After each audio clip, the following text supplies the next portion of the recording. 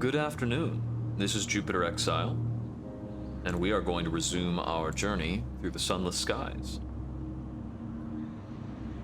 Without further ado, wish me luck. I don't recall much of where we left off, except that we had found Parliament. Yes, the floating Parliament. Looks like we have a lot of supplies, but not as much fuel. I think I might have had a plan about that, because I can refuel in Brabazon, and I'd like to know more about what's in the south. Specifically, I'd like to find Perdurance. I suspect the Royal Society is somewhere in this northern chunk. And I'm guessing, Perdurance must be in the lower third of the area. I think things are loosely associated into thirds. I don't have any Albion prospects right now. We've got crockery and tea to deposit later.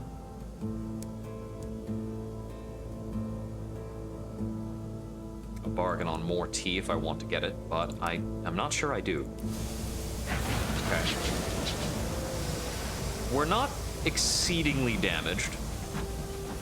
Our terror is workable. There we go. Formal discovery of the floating Parliament.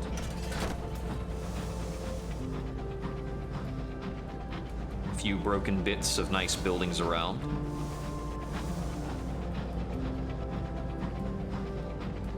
Let's see what we might find.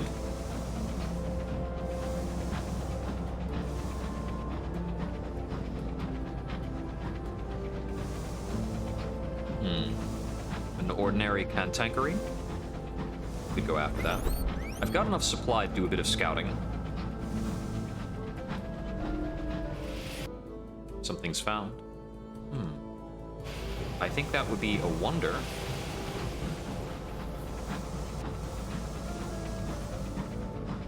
Okay, a few rays of light and such. Let's make our heading for that. I believe that would be the clock tower.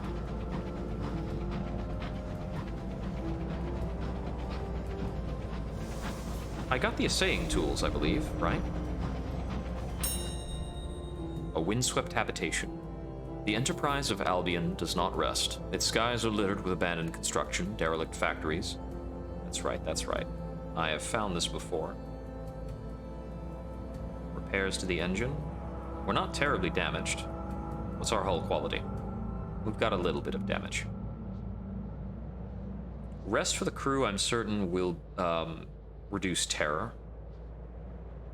Let's try that. Yes.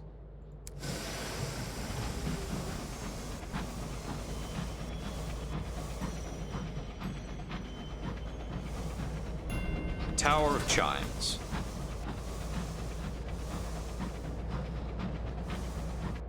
It doesn't seem as though there's anywhere to dock with the tower, so I suppose we'll be moving on.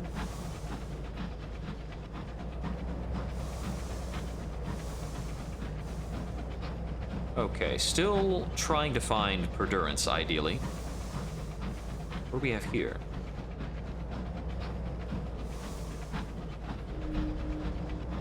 A place of bleak rocks, rosy mists, and unwanted relics.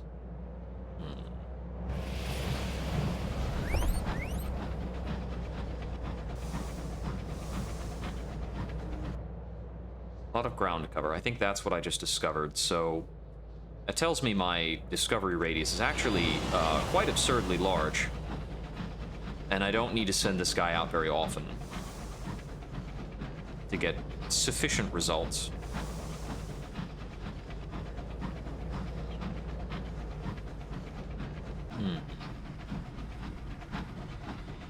There's a bit of a change in the background noise there, which might be indicating a shift in region. The portion of the sky we're exploring. Let's see what we can find.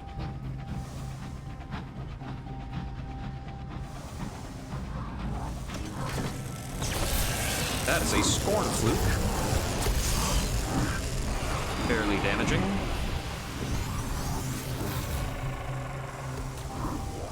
Okay, so it shoots things that kind of detonate. It does a decent bit of damage. Let's see.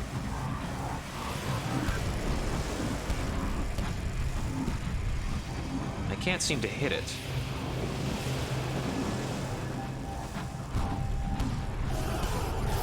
It's just a touch wobbly. Was that a death whale? No, it was not. Its aim isn't great, but its movement is strange.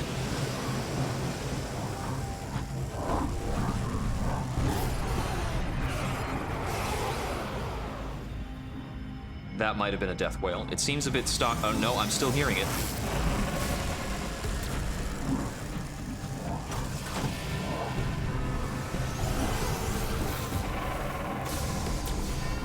It's a very stocky little creature. There we go. What is this?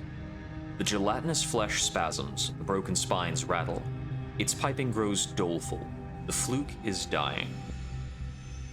An insight into Scorn Fluke's otherworldly artifacts, 64% chance. Repair hull, gain terror. Your heart skill will affect how much hull you repair. Interesting. Success will substantially reduce your terror. I'm gonna try the investigation. No luck. I'm still building up a quality here. I just gained 10 terror. I still gain sovereigns and otherworldly artifacts. Its unhuman music rages and sobs. The polyphonic scream brings your crew to shuddering tears. Discipline keeps them working. They are careful to maintain distance from the oozing gray exudate, yet an expulsion of viscous flesh spatters a stoker. It is several hours before he stops shouting, the fury passing as abruptly as it began.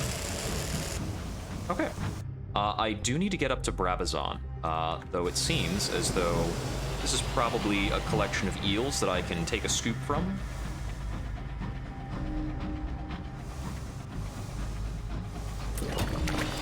A catch. Take it to St. Anthony's Lighthouse to have it caged.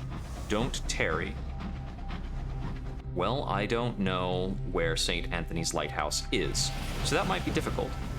We don't have an excess of fuel, so I'm going to Brabazon for now. We'll make another decision afterwards.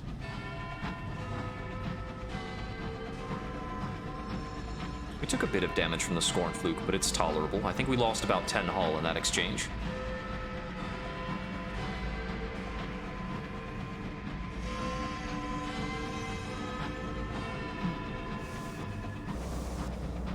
I've neglected to make myself any tea before beginning. What a blunder.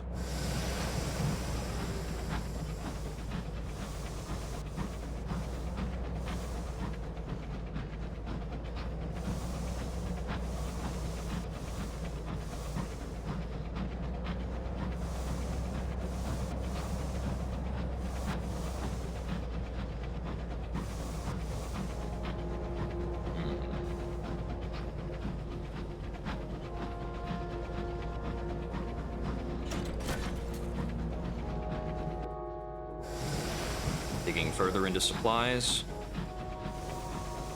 Oh. Pauper's coffins. Mysterious gleaming.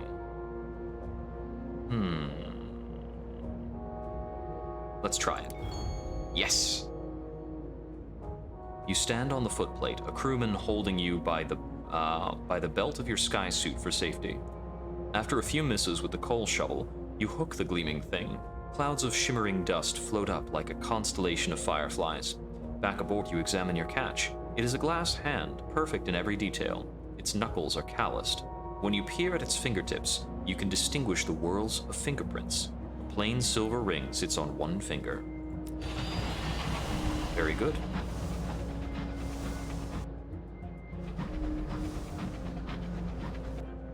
There's a bit of a mistake with the scout, but we are finding that there are a few things over at Parliament that can be harvested.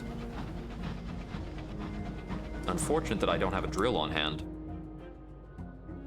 Unidentifiable squirming. You've plucked this from the sea at Whirlbury Juxtamar. This thing is nimble, it will try to escape. Dispose of it swiftly at the lighthouse near Whirlbury Juxtamar. Okay, so perhaps there are other cases of this we can do over at Whirlbury.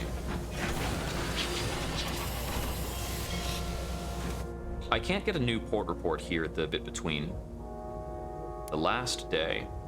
A horn blares, the factory doors creak open.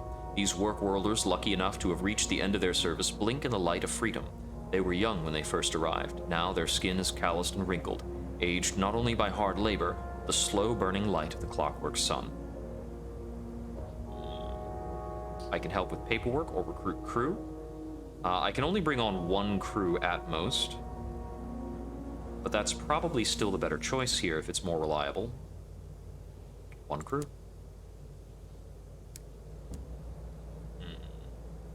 We have options for picking up hours.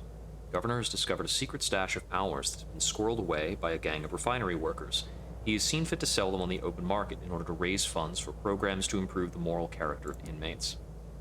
Don't like to hear that. I'm going to buy quite a bit of fuel, and then I think I'll actually make good somewhat on that little bargain. I ought then to make my way up over to London and get this deposited. Now, in terms of the port reports I have, do I actually have enough to pick up my secondment? I've been to Brabazon, the Clockwork Sun, Warlebury, and the Floating Parliament. I need to find one more location before I can do that meaningfully. Let's take a bit of a southern turn through this as we go to London and see if we might find the mausoleum. If I do come across the mausoleum, I will have discovered the 5 port reports necessary to appease the fatalistic signalman and progress his story, and then I can start turning in port reports as usual. If we can't turn in port reports as usual, we're going to bleed funds. Pretty notably. That is unpleasant, whatever that is. That's an awful storm thing.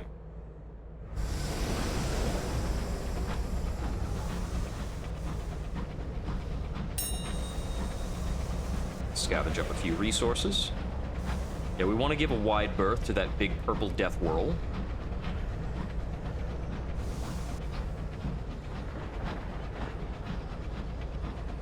And as I had said before, I believe that entity is the storm that speaks. Unsettled dreams. That night, your sleep is peppered with uncomfortable dreams. You dream of falling. It's a common dream here. The fogs that bedevil the high wilderness are thick about you, and through them, below, you see something stir. A beast, a behemoth. Almost a dragon, almost a whale, almost a continent. It gnaws on the roots of heaven, and all the fogs of the wilderness are its steaming breath. Its maw opens, wide as the gulf between stars. You wake. I'm going to try to make sense of this. 3 tales of terror for a vision of the heavens, and gained terror. If I was better at hearts, I would try to seek company.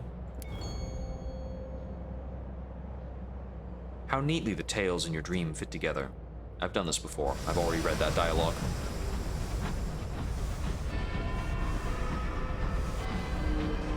A moan of wind, a bleak stretch of wilder sky.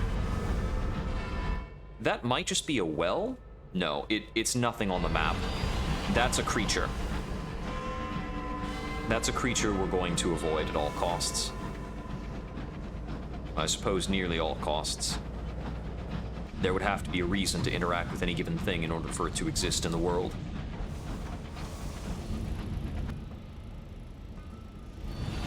It's simply the domain of a less reasonable captain.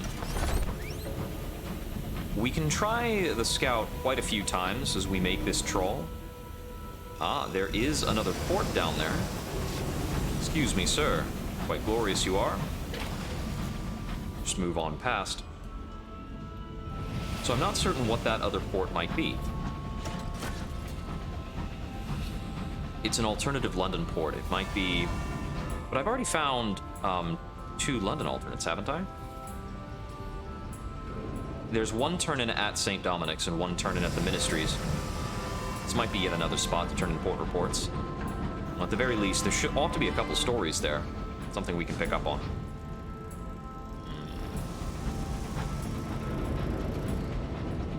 Go just a little further out to the south, though. Your unidentifiable squirming is loose. Someone is blowing a whistle frantically. Your quartermaster has loaded a musket and is charging towards the hold. It seems advisable to follow before anything irretrievable happens. The hold is in carnage. Splintered crates and oily excretions cover the floor. An angry knot of coils is trying to force its way out through the wall.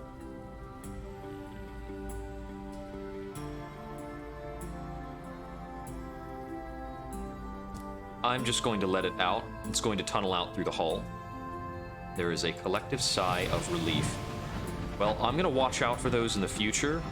We won't be haphazardly butchering anything if it's going to turn out that way. So if it needs to be turned in at a lighthouse near Warlebury Juxtamar, I can try and plan around that. And I'll aim for caged catches in that area. Nunark's Feast. I'm gonna try looping around this obstacle that's off the left side of the ship. See if perhaps that drifts me out towards a valuable landmark.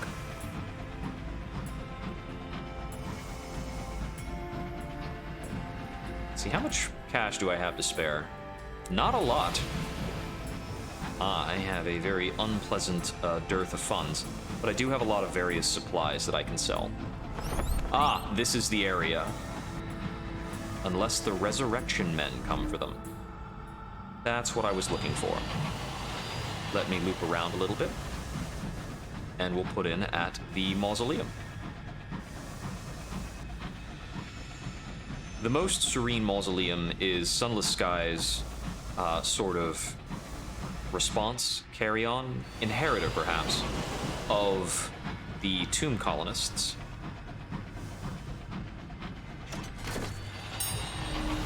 We consider a skyfarer's grave with a tale of their journeys. Bart Baker's Trust. There are a few things like that we can come across around here. Ugh, I hate these pitch black stretches of sky. Absolutely unnerving.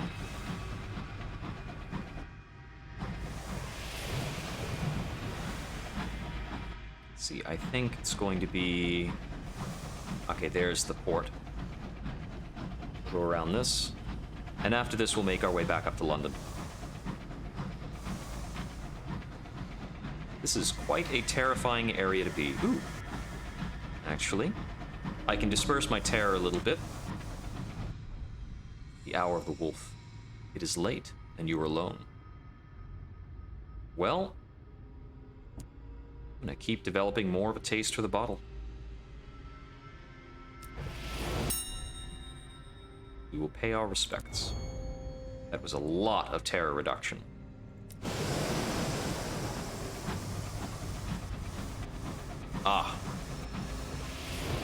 That there in the background is a noteworthy horror. A dead star. A judgment. Killed by London.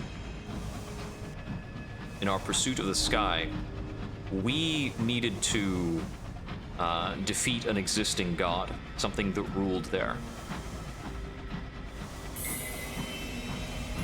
Here we are. A docking at Kensington Station in the Most Serene Mausoleum. An opportunity. Literature in the Most Serene Mausoleum. I can place a bid, but I require a favor bestowed. I think that's something I can acquire here. There's also that. Right? Memorabilia. So we can purchase supplies and fuel freely here. Very useful. Let's explore the nave. Kensington Station is tucked into a side chapel. An elderly footman is lighting candles while waiting to guide visitors into the mausoleum proper. The footman watches you alight from your engine. He coughs meaningfully. Lighting a fresh taper, which he carries in a silver holder, the footman leads you through a narrow arch and down a winding spiral stair. You can hear weeping close by, but the echoes make it hard to discern the source. Soon after, you hear a sharp burst of laughter and music. Occasionally, you can make out the rumble of what the footman confirms to be the London Necropolis Railroad far below. At the very bottom is an oak-paneled door. The footman unlocks the door, bows, and departs. The footman disappears into the gloom. leaving you alone facing a desk shaped like a baptismal font. A cheery registrar sits in the middle, waiting to greet you. Let's introduce ourselves. She has you fill out a form indicating your profession, age, usage of hours, and to confirm your legal status as alive. The Prince Consort's tomb is exceedingly popular. To prevent congestion, donations are requested. The greater the donation, the longer you will be allowed to gaze upon the sepulchre. If one is fortunate enough to garner the attention of one of the deathless, one must be respectful and only speak when spoken to. It does not do for the living to linger long among the dead. She files away your form into an excessively large black cabinet.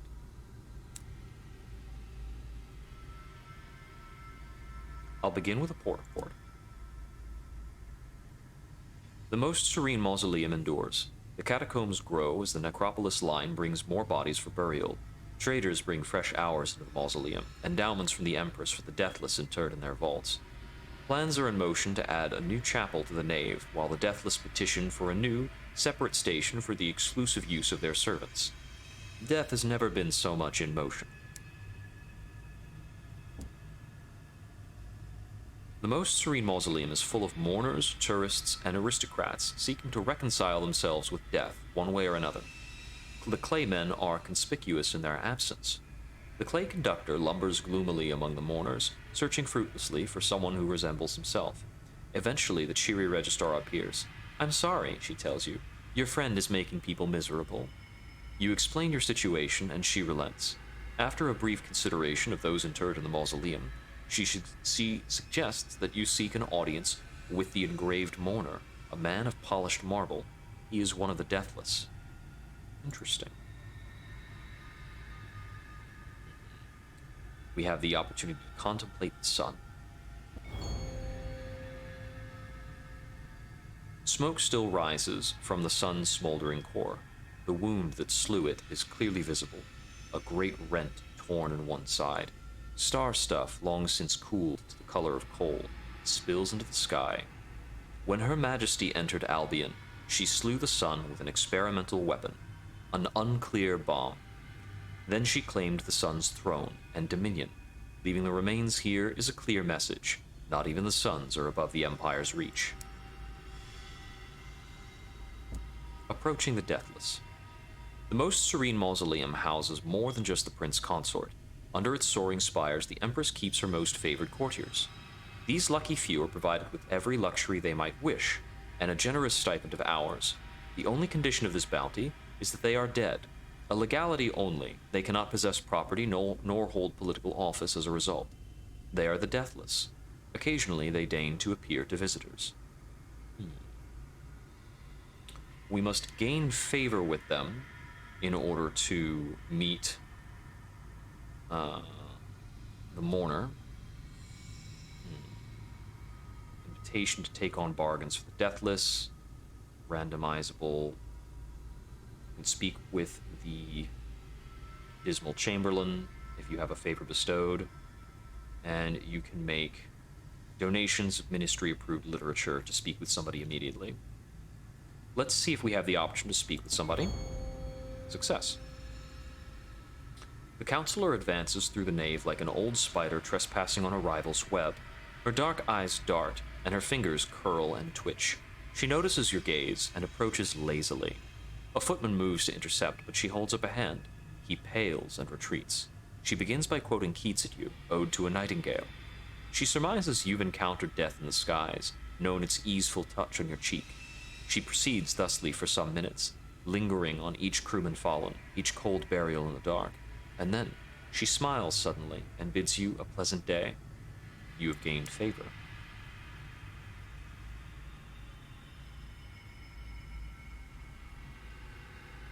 We're going to begin by consulting the engraved mourner. The engraved mourner consents to a meeting in his many-pillared chambers. You sit on couches of blue stone and drink wine in ivory cups. The conductor hunches, his form far heavier than the furniture can support, while the mourner reclines elegantly upon his divan. After polite introductions, the conductor demands, "Why do you look different?" The mourner smiles. "I was built for a purpose, to guide, to shepherd, to travel. It was deemed I should be pleasing to the eye and ear. Now, you wanted to hear me sing? His singing is somber and cold and sad.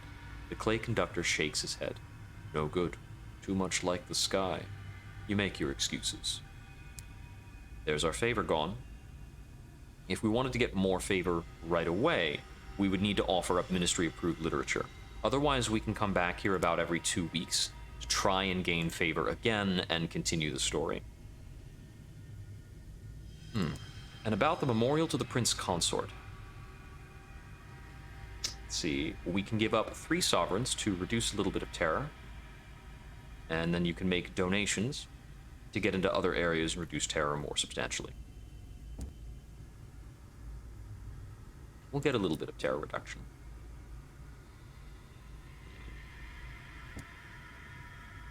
It's about 1% per 3 sovereigns to reduce terror. We can repeat this for quite some time if we really need to be gone, if we really need our terror to be gone.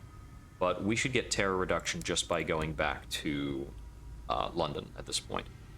We can also purchase ministry-approved literature here to progress some plots. Let's see. I have a few things on hand which are sellable, but I really don't want to go below 90 sovereigns in terms of this. Unless there's a plot line here within the nave that might get me sovereigns. In terms of approaching the Deathless, I can get a request from the Macabre Counselor. Yeah, let's get to work on that. Actually, what was the opportunity for literature? May gain 5. It's a favor bestowed and 250 sovereigns that I definitely don't have. Buy one of these.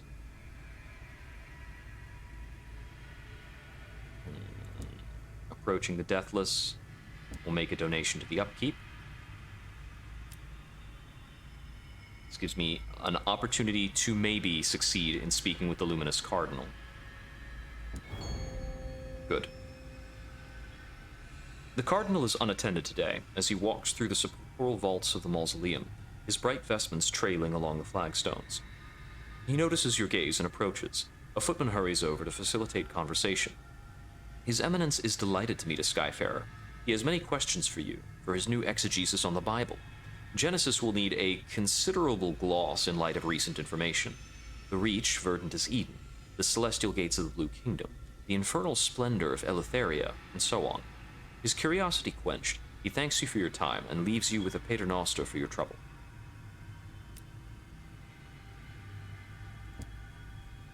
Macabre Counselor. Several footmen are on hand to escort you into the nave. Down into the catacombs of silence where the Macabre Counselor resides. Black candles burn in silver candelabras. Fading tapestries molder on the walls. In glass cabinets, bones of saints and sinners are displayed with gloomy relish. I am partial to a good reward. It occasionally gets me into trouble. I have only one worth mentioning. My daughter. The Empress saw fit to take her from me. A punishment, I suppose. She could be terribly petty, could Vicky. She examines you speculatively. I wish to have my daughter returned to me. Fulfill this commission, and I shall bequeath upon you a great reward. She is a hostage at Perdurance, kept to ensure my discretion.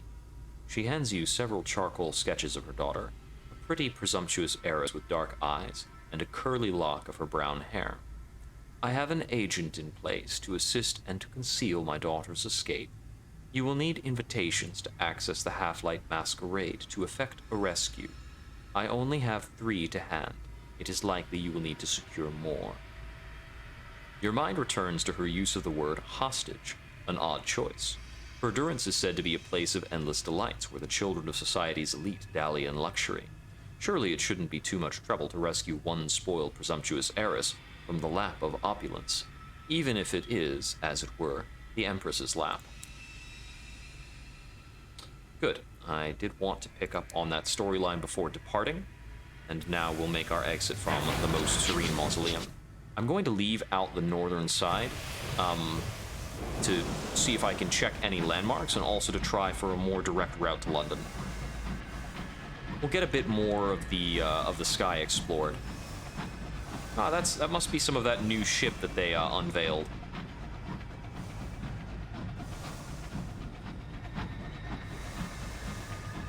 We may be able to find more graves to inspect on the way back. Here, the sky has the hush of country graveyards. Yep. It's just layers of graves hanging out in the sky. Ah, this is something worth a saying.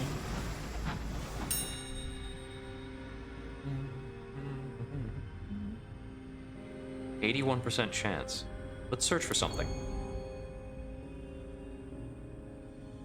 3 panes of stained glass. That's very valuable. A chapel stands among the vacant houses. Its altar is bare. Its pews are unoccupied. No prayer has ever been spoken here. Very good. That is why we really like a saying when we can get it done. Okay, it looks like we'll be looping around something. This might be a decent bit of terrain. This chunk here. Okay, it looks like we located something over here. Sometimes the intrepid cavie is honestly just exploring too far away.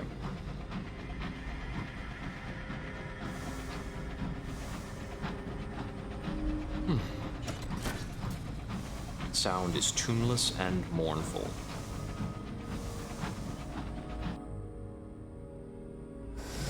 Okay, so I do want to discern what that other port is at London in the south.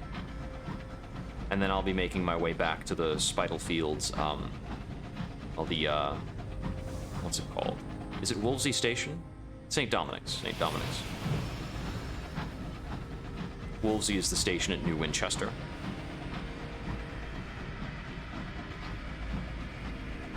A little peculiar, since the Well of the Wolf is here in Albion.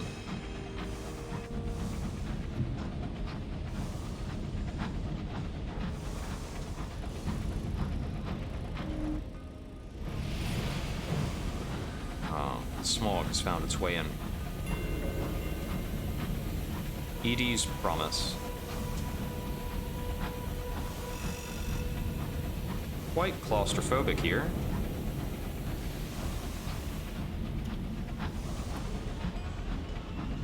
These buildings have a connate look about them. The Wit and Vinegar Lumber Company. Is this a dock? Looks like this is a dock. It's just tiny.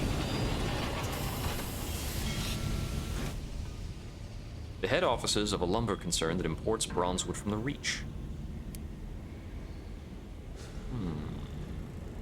Its loading platform is frequented by brawny, wind-bitten men, lugging slabs of bronze wood into the warehouse. Okay.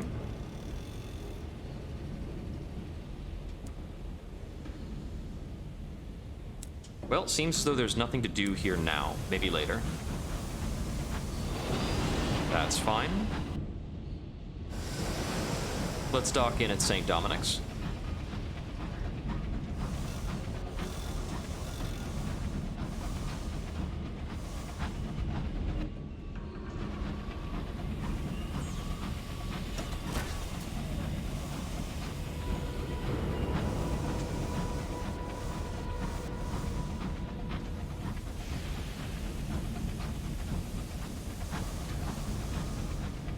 I'm hoping it's been long enough to bring our secondman back aboard.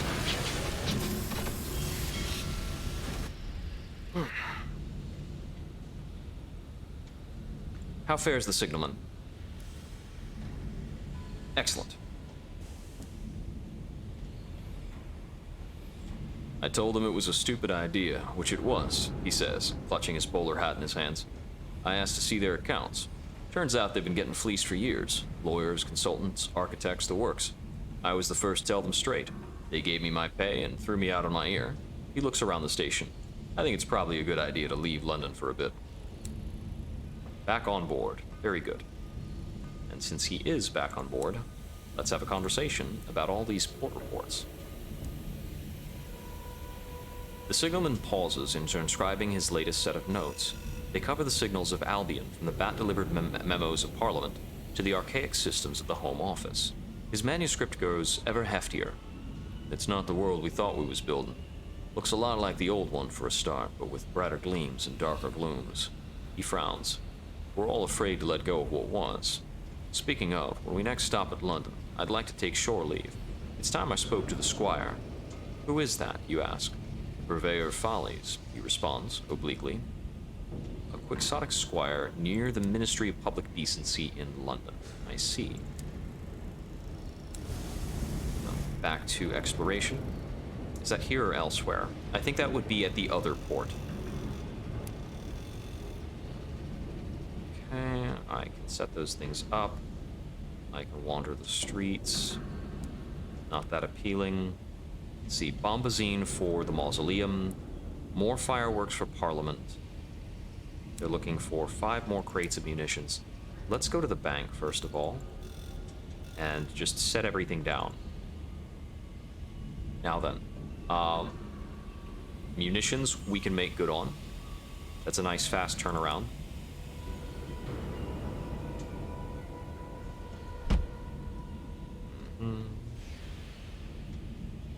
And there's an opportunity for crates of munitions at Floating Parliament, which is funny because they just asked for munitions at Floating Parliament. There you go. Take those back on board. Let's see. Bit of restocking at Spital Fields. Let's see. It's the Steam and Sapphire Yards where I can repair. Full repairs, please. Thank you. And then I can stop in with... a stalwart bookkeeper to deliver port reports. 5 new street line gratitude and 500 sovereigns. Bookkeeper reads the reports swiftly, makes a few notations, then files them deeply in his haystack of financial records, beyond the attention of even the most persistent ministry auditor. Thanking you silently, he conveys that you are doing important work. We can win the bookkeeper's trust? Interesting indeed. He considers you for a minute, tapping his pen on the desk. Then he nods. He communicates that he works for the New Street Line, an organization that arranges for Workworld escapees to be smuggled to safety. If necessary, the line finds them new lives and new names.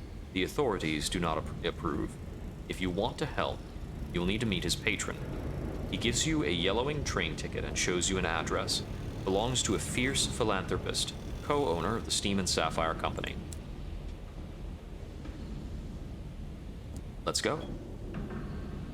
You call at the fierce philanthropist's tall, stately house. Her secretary is a slight man with a drooping lip. He jumps up when you present your ticket and ushers you into his employer's study. She sits tall in her chair, a sherry bottle to one side, her papers to the other. She pours you a glass. Please have a seat. Her voice has a hint of Midland's melancholy. How can I help? The fierce philanthropist gives you a nod. We don't handle that side of the business here, of course, she says. Too dangerous for our other affairs. Speak to our man at the yard. She directs you to a firebrand conductor. Use the passphrase, bread for blood.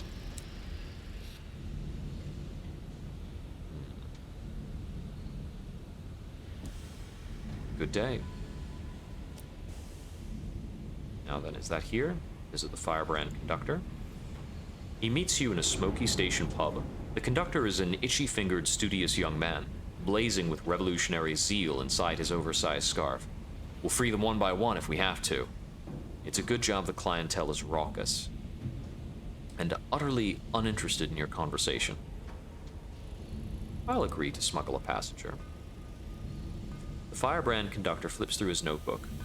The lady makes the arrangements through her network. Let's see. Yes, pick up from here, deliver there. I must collect passenger from Warlebury Juxtamare and deliver them to New Winchester. That is quite the journey.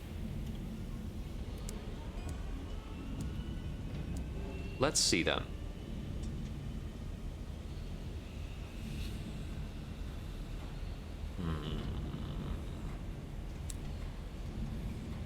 It'll be a while before we can make any very substantial adjustments, I think.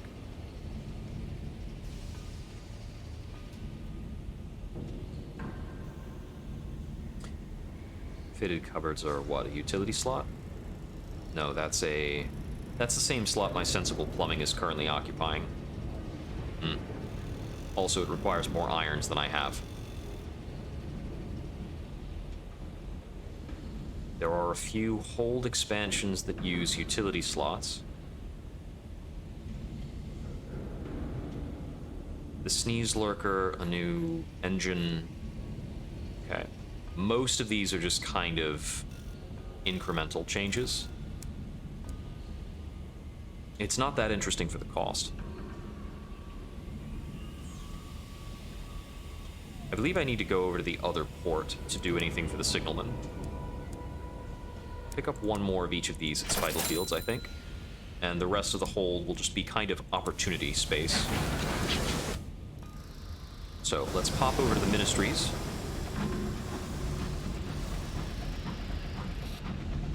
So this would set me to go to Parliament. I could first go to Warlebury Juxtamar, and then kind of hook down towards Parliament.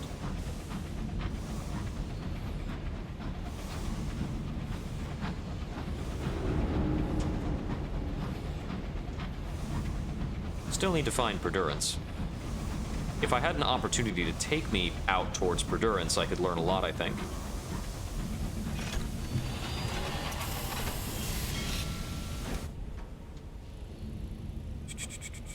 In search of the Quixotic Squire.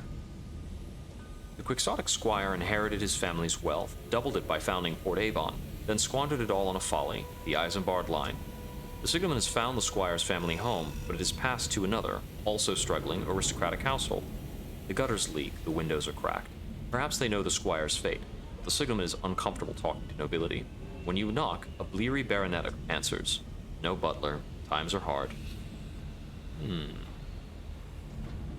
If I have extensive affiliations with establishment, looks like I can get in very easily. Otherwise, I'll need to give up 3 bronzewood and 3 panes of stained glass. I think the bronzewood is actually what I'm short on right now. Now, in terms of establishment affiliation, affiliation with the establishment, if I slot in the Fortunate Navigator, affiliation with Villainy, Bohemia, Villainy, Establishment. Okay, I'm getting 1 establishment from the Incautious Driver, and I'm getting 1 establishment. I could get 1 establishment from the Fortunate Navigator, but I can't kick it up to 3. Unfortunate.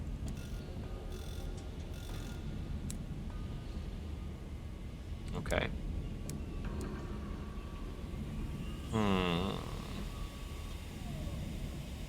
That's right. The Office of Works was looking for 2 caddies of dried tea and a vision of the heavens. Let me go retrieve that tea, which I can do very quickly. And once I've pulled that tea to complete that consignment to the ministry, I'll try and see if I have bronzewood at the same time. Of course, it's 6 hold space to move that stuff over.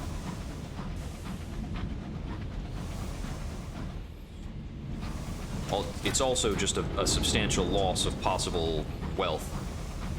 3 panes of stained glass, I think, is upwards of 600 sovereigns of value.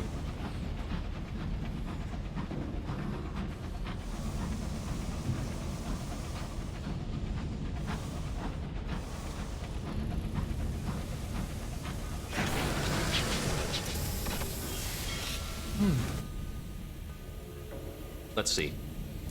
In the bank. Yeah, I don't have the bronzewood necessary. But I'll pull the caddies of dried tea for now. And we'll complete the consignment, because that's what we have the means to do at the moment. I'm also going to need a lot of bronzewood a bit later to progress along with the Chiropteran Hoarder. So, to some extent, that's just going to be a long period of time working with a drill. Out in the Reach. There was the better drill for sale in the Reach. I don't know if I can buy that while I'm in Albion. Let's see.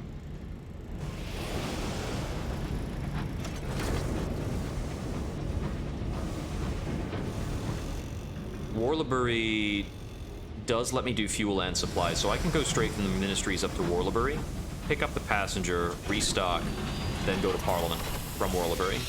The stretch between Warlebury and Parliament can be a bit dangerous. Proper urgent, this one. I'm parched. 300 sovereigns for 2 caddies of dried tea. That is incredible.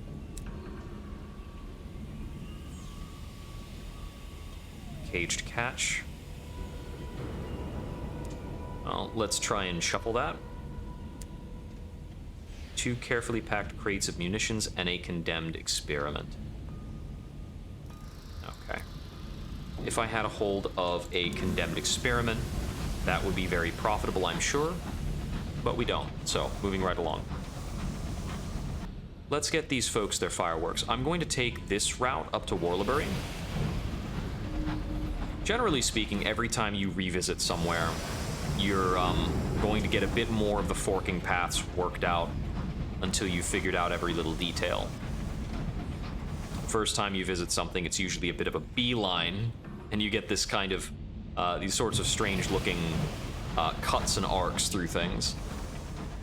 It's not always helpful to your navigation to have those kinds of paths figured out. But they'll have to be figured out at some point, so it might as well.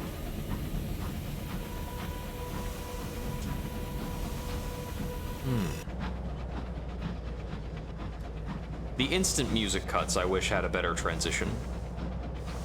We just lose out on all that background sound of London immediately. Now, on the route to Warlebury, if we find something we can fish at, we might be able to convert into a caged catch.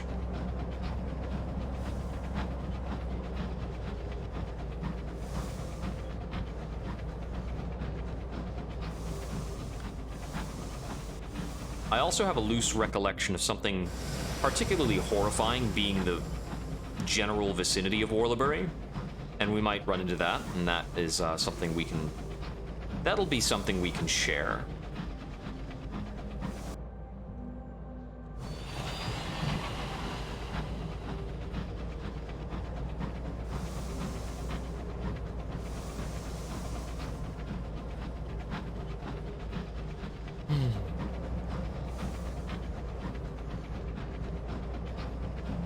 Like a large kind of saw. Just kind of hanging out.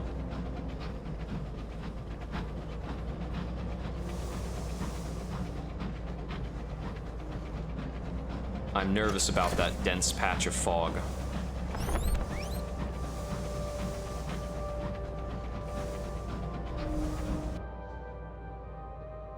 Oh, that might actually just be like a hanging thing. Is that interactive? Ah, this is interactive.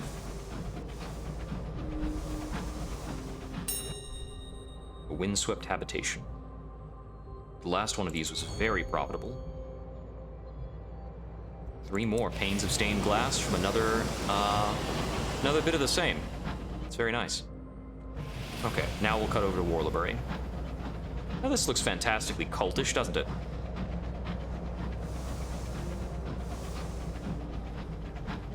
Yeah, this entire mist-clogged area, it's really weird. The incautious driver smiles. Ah, a fluke.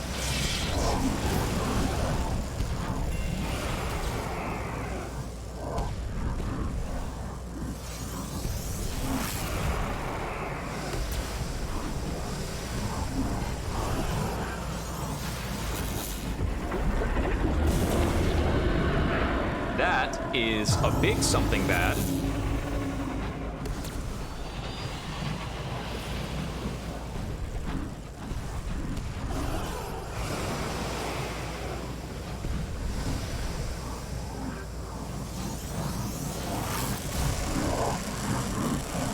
I think I can get past this here.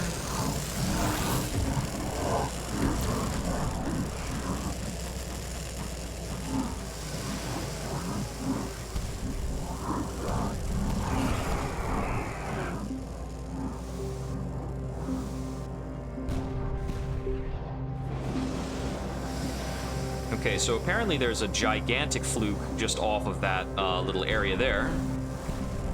And we're gonna stay really flippin' far away from that if we can. thank you. Got it. Very good. Now then, can we investigate more and come to find... Okay, I want to get more of this insight. This time it's a failure, just like before.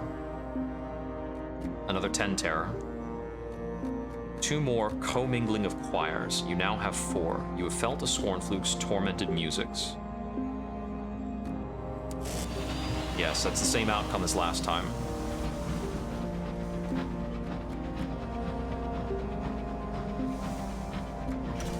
Well then, here we are. So, there is something out over here. That looked like it was a creature about here, and there's an extra horror up over there. There is some freaky stuff in the vicinity of Orlebury Juxtamar. And it's good that I can get here without necessarily interacting with some of that stuff. Music is quite loud. The Mists of Orlebury. Protective talisman. Fog rises from below, seeping through the wooden slats at the dock. The crowds waiting in the queue begin to sing, a watery, ululating tune of no discernible melody. Let's see. Let's join the Song of the Mists. The song spills from your lips. There are no words in it, but as your voice rises with the others, there is a sense of belonging. Gradually the mists ebb, the song stills. A woman exclaims with joy and holds up her right hand. The mists have left her a gift. A pink new finger sprouting beside her thumb. Peculiar indeed. We can buy some carefully packed munitions, which seem to be used all over the place. Restock at least a little bit. We can pick up all of these. Well, almost. I'll buy quite a few of them.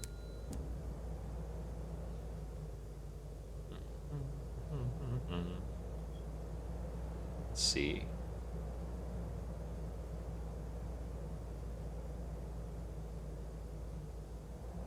I can bribe my way into the off-season with 60 sovereigns or carefully packed crate of munitions. I'm going to check for a pauper's pass. Nope. No luck at the lottery, and we've gained some terror. Oh, no, wait.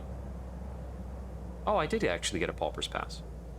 She reaches you, then 3 behind you, then stops. That's it. The rest of you will have to come back for the next lottery. Gathering the lucky winners. Alright, let's get an outfit. We'll go with a skirt, maybe a kilt, or bustle, or breeches.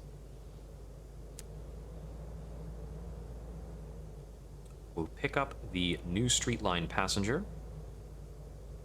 acting as the murderous butler in the haunted house.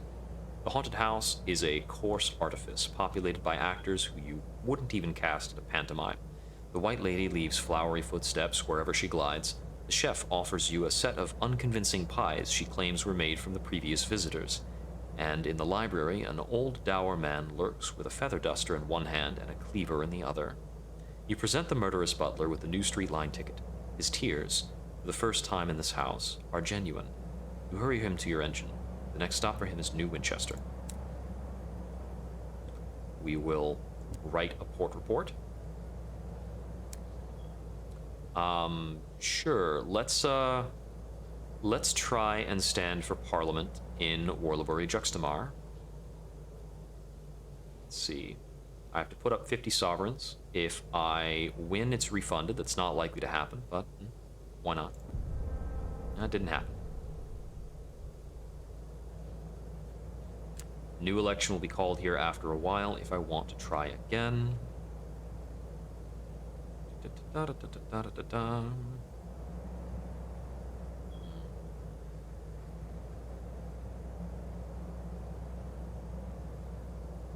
All right.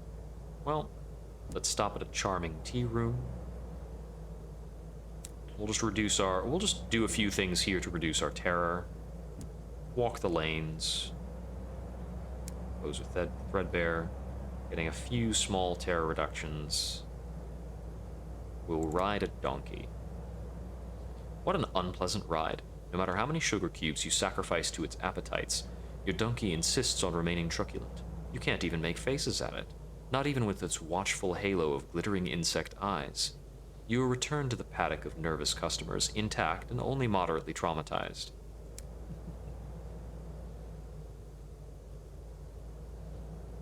With our clothes in tatters, we could leave swiftly, but we apparently also have the option to slide across to the off-season. Maybe take care of a couple things over here? Let's see.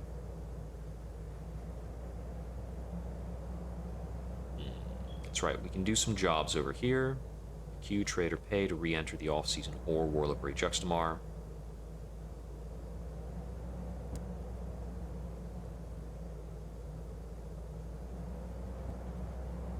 Let's see, visiting the cult. Is there anything to do in speaking with the parson? I don't think so. No, all we can do at this point is get a little bit of information. I'll just perform a bit of work. Egg removal is what I'm best at. Looks like we gain savage secrets and tales of terror with this.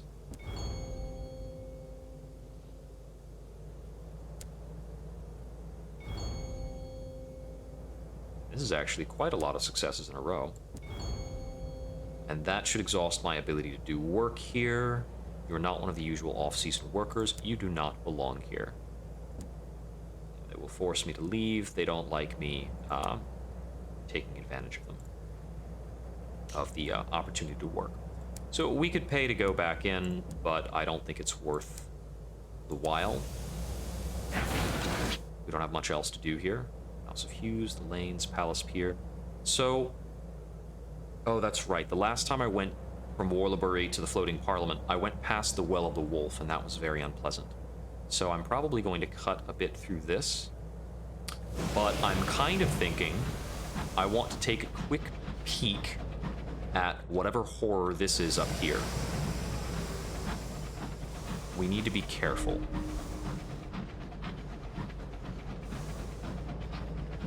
I spy with my little eye something beginning with M. The belly. I don't even like what that's called. I hate that. Thank you very much.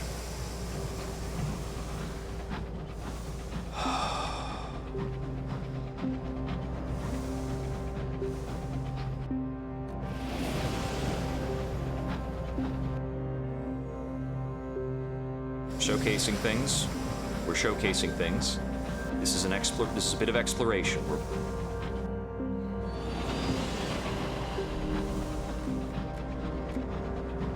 The lighthouse.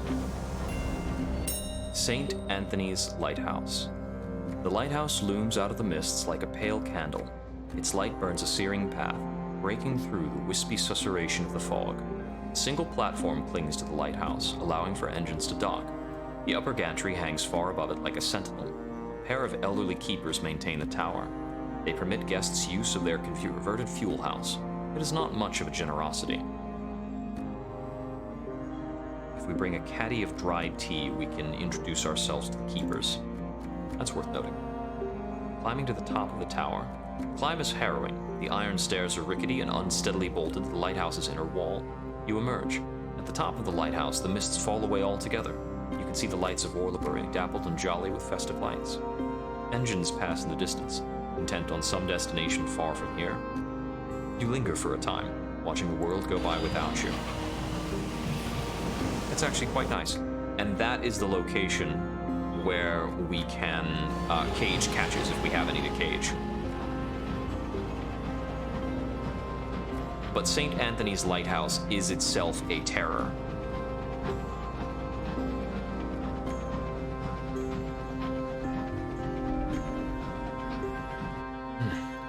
Okay, let's get out of here. I hate this stretch of sky, absolutely.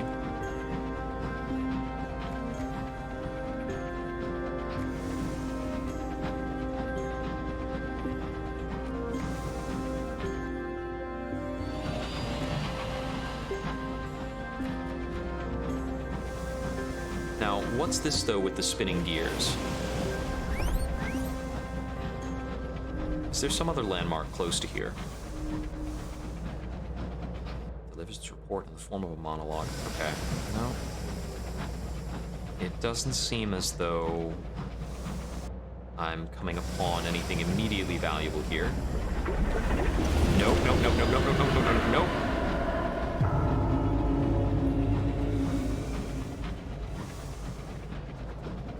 Occasionally, those things will pop up from the mists. It's the flipping worst.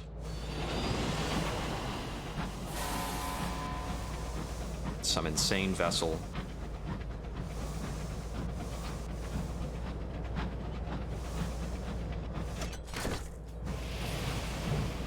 Still a few more things to explore around here.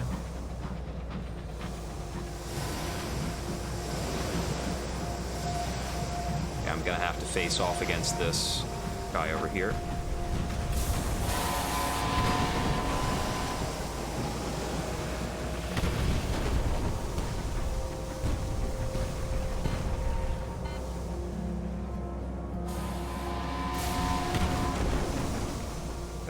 Clipped by his shot there, but it didn't get rammed. Where'd he go? Did he just run out and crash into nothing? Much as I would appreciate that, I'm not that lucky. Actually, distinctly unlucky in a lot of cases. That's not quite reaching me. Let's see. I want to keep a bit of distance. That one hit.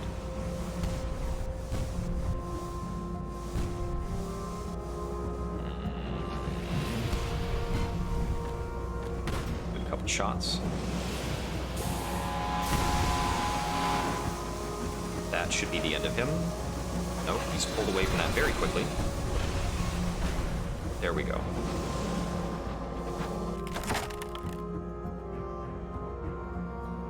I'm gonna loot the hold.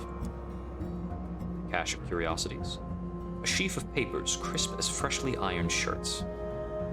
56 sovereigns. New money. Violet notes printed in London displaying Victoria seated at her throne of hours on the face, and the HML Parsifal, the first London locomotive to fare the skies, on the reverse. Is that truly the heritage of the Parsifal?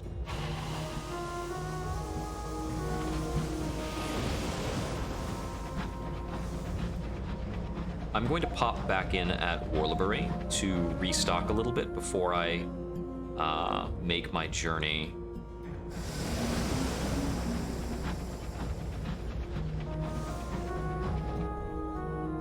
You are not where you thought you were. I'll press on.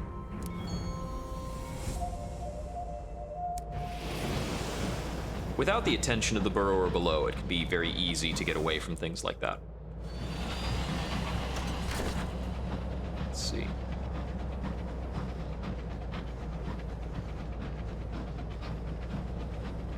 Alright. Get on to Parliament and give them these munitions.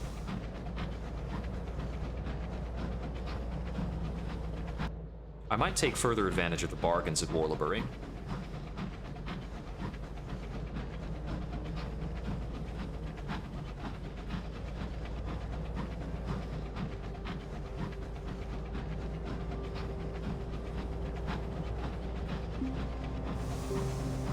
Yeah, the biggest lingering plot point is still Perdurance. I can't rightly leave Albion until I've done at least a little bit there. I also need to remember what's required to extract the half-glass empty. I've forgotten. Oh, they're on to caged catches now. I don't have an immediate use for a caged catch, I don't think. Alright, this is a fine time to take a momentary break. I need to start taking notes. The various opportunities I need to pursue are getting just complicated enough that I'm not keeping good track of them. I think that the requirements to free the half-glass empty, I think should be listed here. Are they?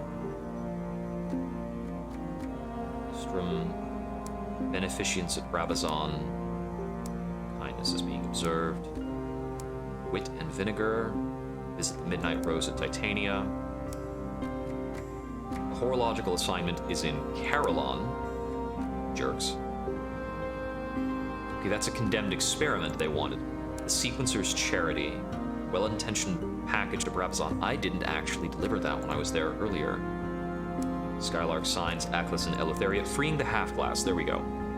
Ministry stamped permits to the Broken Steward on the Clockwork Sun. And that's stamped permits, not literature. I can probably get permits in exchange for some turning in support reports. Alright. I'll have to set that about. I also need to speak to Clay Conductor further.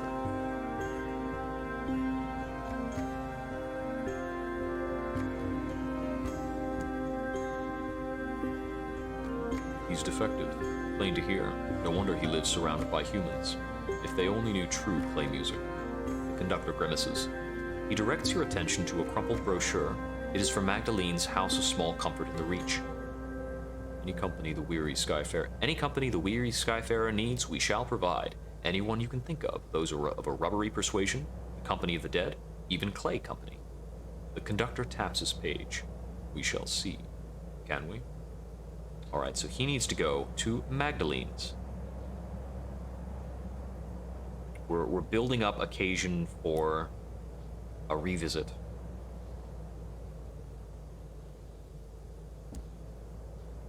There's not much to gain from the Skywarn urchin. Not at all. It's not developing.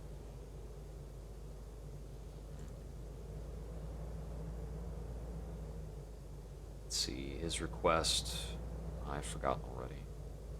He needs to go to Atlas. The Repentant Devil...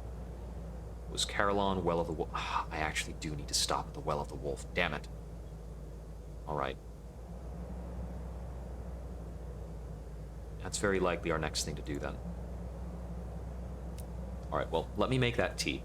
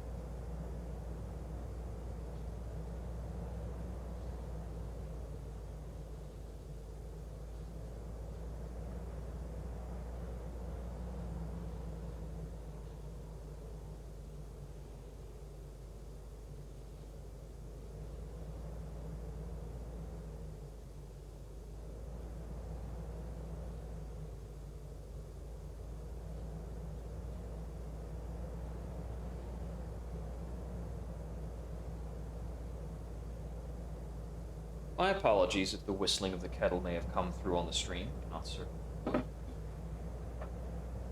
Assuming it's only so good at removing background noise. But I'm back. Right, let's see.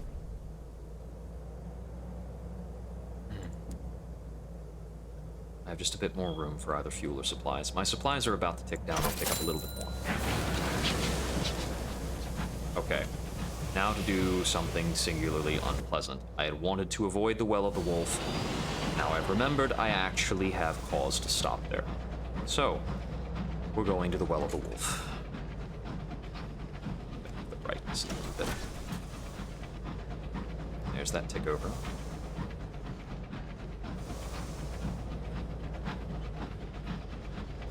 So, the last time I brushed past the Well of the Wolf, I couldn't find the docking point, and I was very annoyed by that.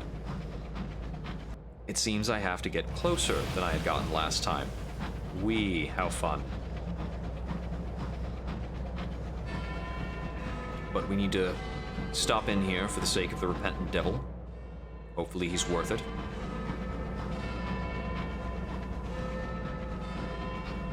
I don't think I've ever been to a well without being accosted by something particularly dangerous, apart from the well itself. And as before, I believe it's possible to fall in. An outbreak of the heart sickness. I'll simply allow them to accrue my terror.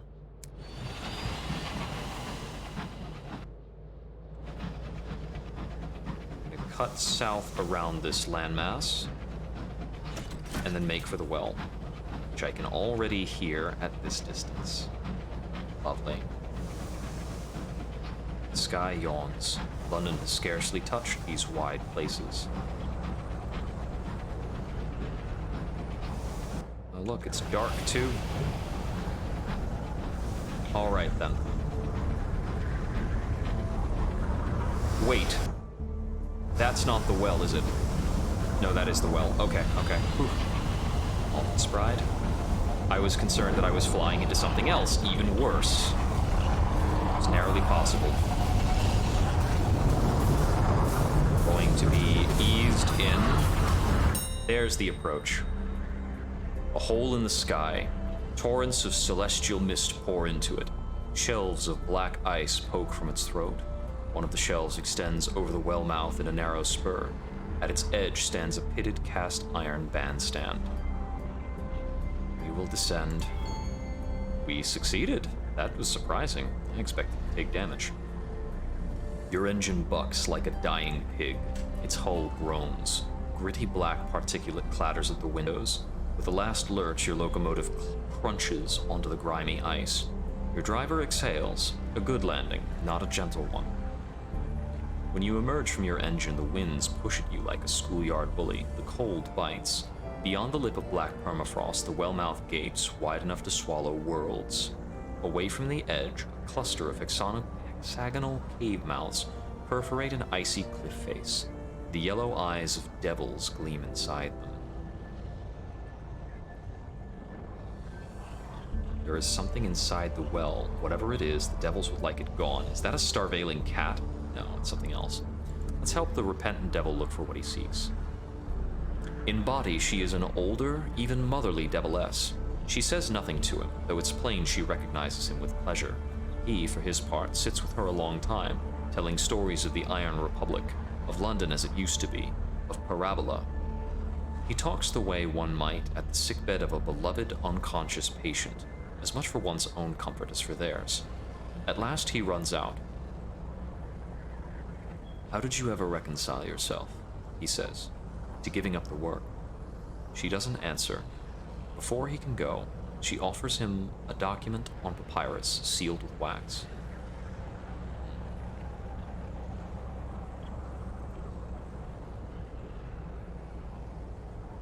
I do not understand, he says, again and again on the way back down the cliff. Once she was an unstoppable force. Perhaps she's grown tired, he allows. Perhaps she is gathering her strength again. I suppose that would be an understandable response. The repentant devil has become more inclined to withdraw from the world. There's a few things going on here. Let us meet with the congregation of devils. You ask about their lives here. Silence. When you persist, one steps forward and opens his mouth as wide as he can. Plain song emerges, sweet with a sonorous drone. The devil's lips and tongue aren't moving. The song is coming from deeper in his throat. You stand on tiptoes. The devil leans obligingly forward. You peer past his tongue, his tonsils, his gullet, and see a large compound eye, insectoid, iridescent, peering back at you from his chest cavity. The devil steps back. That is all for now, it seems. All right. What is this stone idol? The Rite of the Rack. The shapeless idol looms over you. Someone has scratched jagged teeth around each of its holes, transforming them into many, many mouths. A heavy hook is affixed into the stone, just higher than you can reach, while at the base of the idol, 2 depressions have been dug into the ice. The first holds a knout, with hooks knotted in its thongs. The second holds a buckled strap of something like leather. Around the second depression, someone has cut the words, "Hang and give voice," into the ice. You can guess what you must do. This one increases hearts at a cost of iron and mirrors. Hearts would be useful, and I have a lot of mirrors, but I'm going to let that be. What of the bandstand? The journey to the bandstand is bleak and exposed. The well waits on either side. If you look down, you imagine movement in its calignous depths. A temptation wells in you to fling yourself from the ice and into the abysm. You avert your eyes swiftly. The thing in the well begins to howl, and the winds scurry in search of kinder spaces. It is a hollow, keening sound, the distress of something that can't believe it still has more to lose. The ice groans miserably. You lack the tools to decipher the meaning of the hymn, and the well howls. Watch a well song. The devils mount the bandstand and begin to sing. Their lips are motionless, their mouths hanging slackly open. Buzzing plainsong pours from their throats. The notes are scattered across the scale, creating only a tenuous harmony. Slowly they begin to shuffle in what might be a dance. Its movements are performed only with the feet. Are they drawing an alphabet? Hieroglyphs? The well's wail drowns them out, but they persist. After some time, the well begins to waver. The wind slackens. Slowly, over the course of another hour, the well returns to quiescence. The devils, wearied, go back to their caves. So there's a potential to learn the dance alphabet of the devils. Looks like it requires a searing enigma and a moment of inspiration. Investigating the bandstand. Nothing more to gain. Not for now.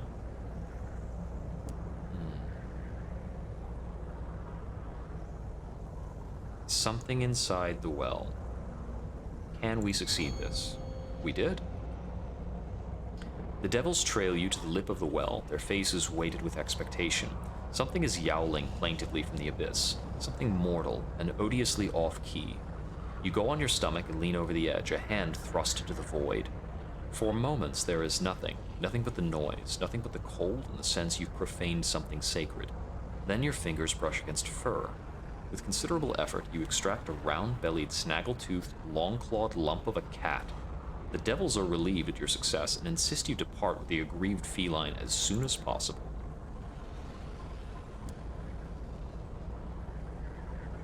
You return to your locomotive, do battle with the winds, and return to the sky. Okay, we've got ourselves away from the Well of the Wolf.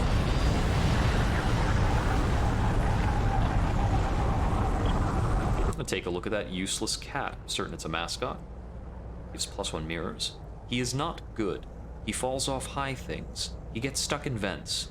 He sits at the exterior hatch and yowls to be let out. He's yours, though, you suppose.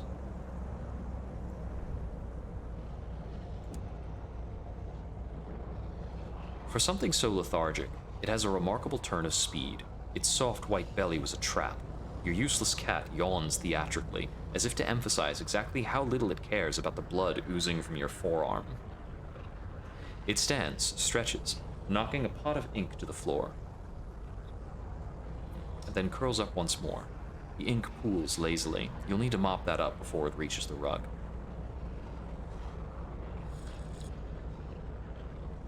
Bit of Earl Grey. All right then.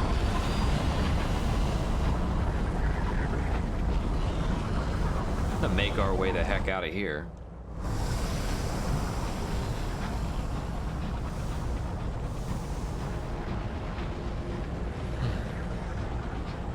There we go. It seemed like the vessel was moving in slow motion for a bit, but I think that's just because I was charting a course through the black. It's just nothing to reference again to understand my speed.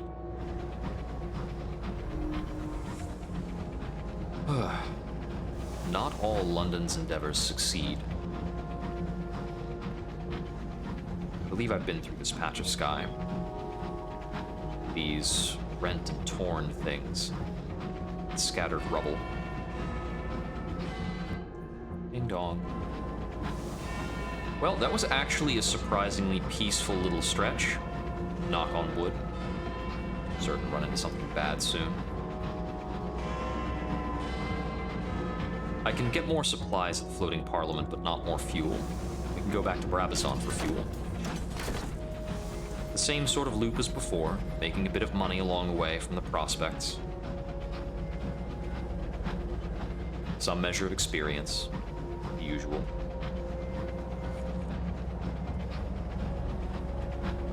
We picked up a lot of terror in this rotation, perhaps by encountering, you know, strange eyes in the sky.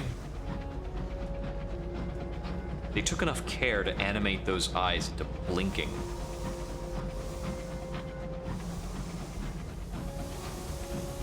I think they're just drawn with an unsettling level of detail, given that everything else feels so zoomed out, looking right at you. Stop in at the bazaar, provide the fireworks. We're only after 3. Ah, but a moment of inspiration, very nice. We can pick up a jumble of undistinguished souls, thanks to our bohemian reputation. Get a bit of supply. Regarding the crockery that's needed, we only need to deliver 1 more. We have that crockery already, so we can complete that. Lustrum requires 2 more crates of munitions as well. We've got so many munitions to spare. Let's see, Cromwell's Gate. This opportunity to request a crate. If accepted, you will be taken to meet the seller. 250 sovereigns for 5 crates of munitions. 50 apiece. They're usually 70 on a bargain. What do we do? Lost 250 sovereigns and gained a sky story. That sucks.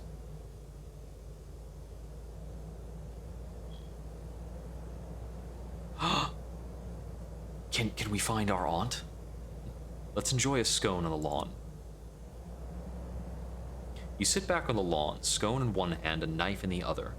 However, you become aware of sharp looks aimed in your direction. Let us spread the jam first. Half of the protest stares at you in disgust. The others nod with satisfaction. Okay, so I think it is possible to encounter your aunt then. Perhaps she's in the Blue Kingdom.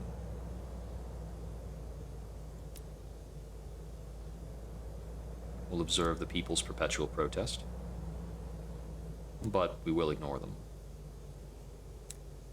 Bit of a drop in terror.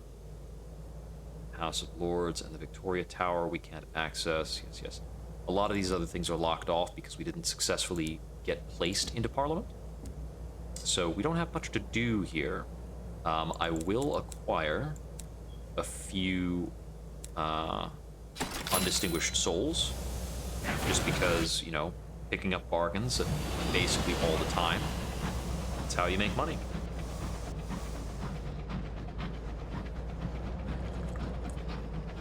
A lot of the stories and plot lines in Albion are honestly just difficult for us to progress because they're just difficult. It's just the way they are. All right. Let's see. What is this up over here? Ah, some floating bit of junk. A bit more fuel. That saves us on sovereigns. I was going to buy fuel very soon. So I want to try and find out if there's any passage through this, or if I have to go all the way around to get to Brabazon in the bit between. Any kind of gap in this wall here. Let's see.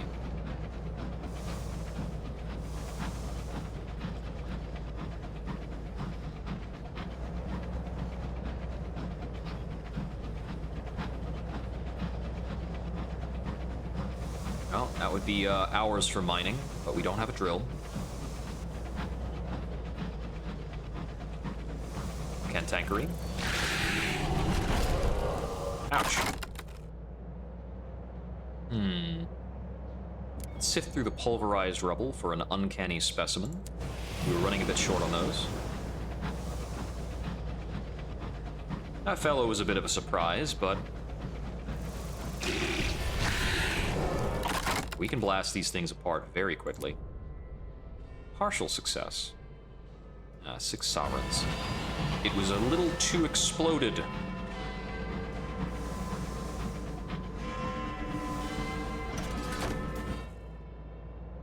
Yeah, it looks like we have to go the whole loop around. That's such a shame. Look at that. That could be so much easier. It just isn't. I'm thinking about going a little bit through this crook before actually going back to the bit between. I also need to deliver that well-intentioned package from the Clockwork Sun. Let's see, 3 ministry-stamped permits before I go back to the Clockwork Sun. And let's see. With the most serene mausoleum over here, we've got basically 2 fairly decent chunks to examine. I think this chunk over here is maybe the most intriguing to me.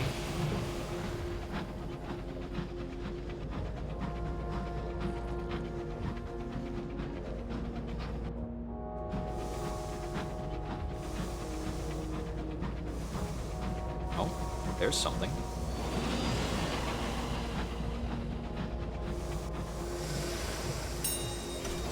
A bit of supply, handy.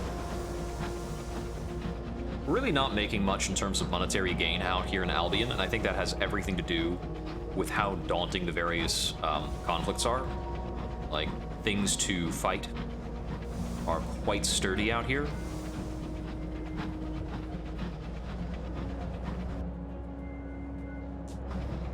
And some of your most profitable interactions are going to be combat.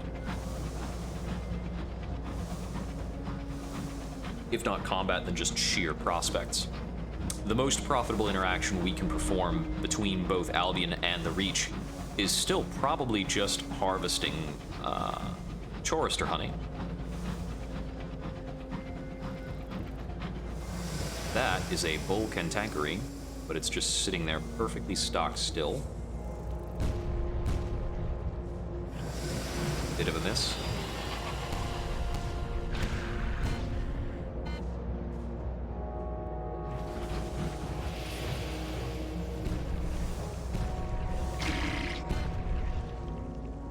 That was close. There we go. I figured with it sitting still, I had a lot of opportunity to make good on that. I think I'm just going to go on precious stones.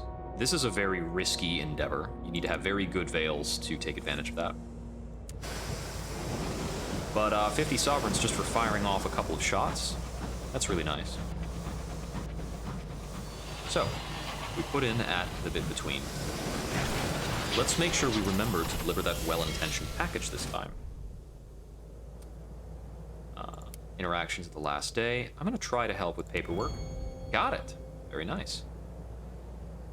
The Overseer is most displeased when you turn up with one of her workers, forms all correctly filed out and stamped. They are forced to release the prisoner on schedule. Your only reward is a smile from the prisoner and a scowl from the Overseer. It is enough. Let us go to Little Nice.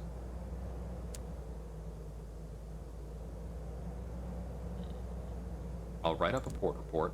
Oh no, you can't write up a port report from Little Nice. It's useless. I will recline on a bench, however. Terra has fallen.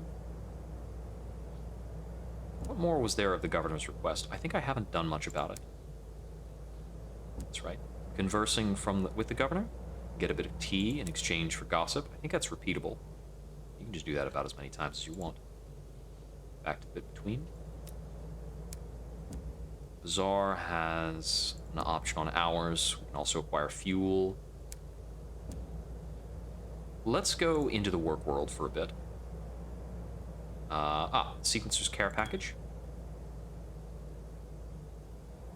Return to the sequencer at the Clockwork Sun. Your well-intentioned package quality is gone. You have to meet with him again to get rewarded, though. You won't be rewarded by Brabazon. We can attempt to converse with an overseer. We got some sky stories for the deal. Very good, very good. Joining a tour. Losing a savage secret. Donation received. Carriage clock. Admire the rugs. Smile at the workers. Bit of human warmth. Now we can sneak away. We can write a real port report.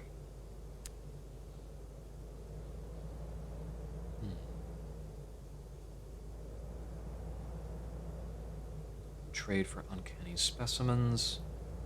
I'm going to tell sky stories to weary workers. Beneficence at Brabazon. The workers tolerate their work with quiet complaint.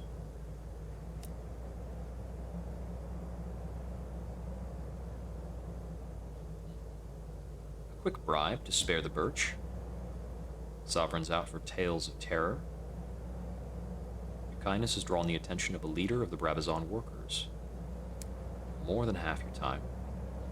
More sky stories out. You are running out of time. I can meet with the workers' leader.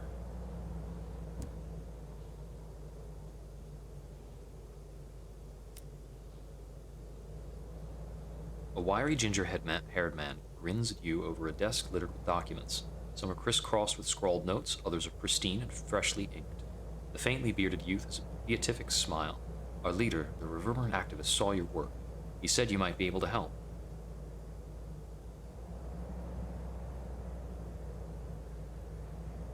Okay.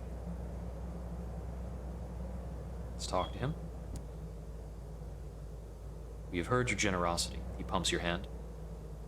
His grin is wry, and as we know, the reward for generosity is to be asked to be more generous still. You've seen the conditions here. This is the lot of the unfortunate, not the deserving. The workers tolerate their work with quiet complaint. I want you to help us fight back and secure better conditions for everyone who is sent here. He pats the faintly bearded youth on the back. We have the will and the strength, but lack something you have in abundance. Freedom. We need provisions and materials. We need someone who can smuggle them in. One of the overseers in the bit between believes in the cause. He describes the overseer to you. They will help you in and out. Let's see. I can ask about assistance. I do not have very much time. I can't talk to him because there's not enough time.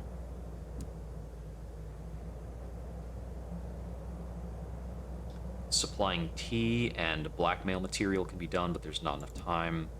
I think I can do blackmail material pretty easily. Let's return to the bit between. Carriage clock is silent.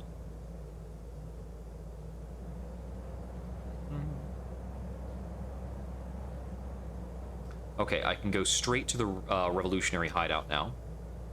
Let me find the overseer.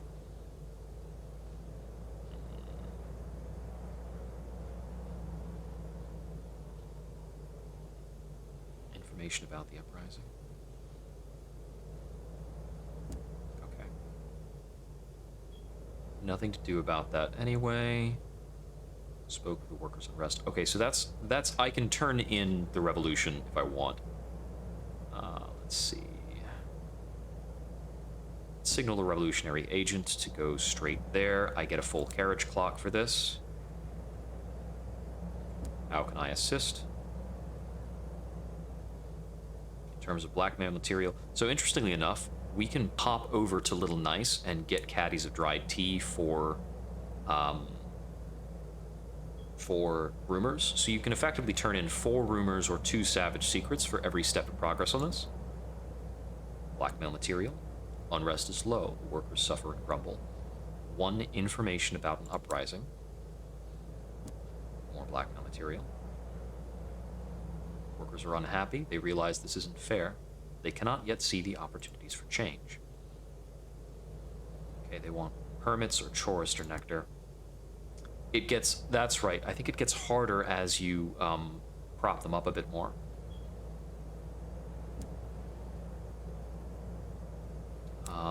Okay, there's nothing more to be gained from that.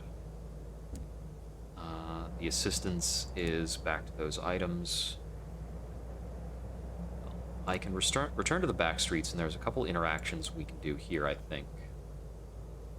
Warmth. No, we'll just pop back in between. Okay. So we can move around here more easily now, a bit.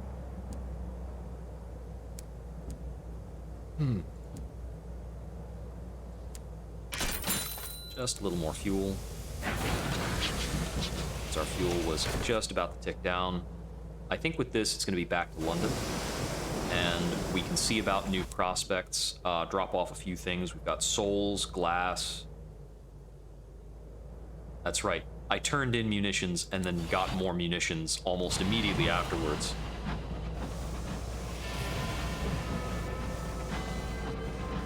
All right, I can travel under this.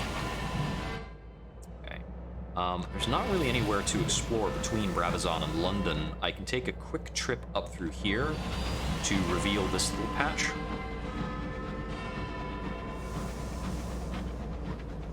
I don't think I'll get much for that. But it's all something.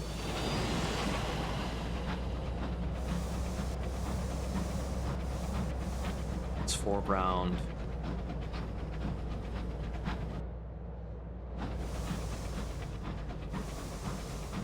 Let's be back over to London then.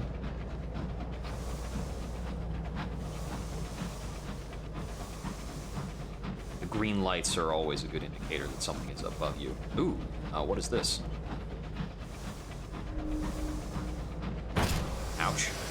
I was hoping that would give me an interaction point without me having to smack into it. There we go. Ah, skylarks.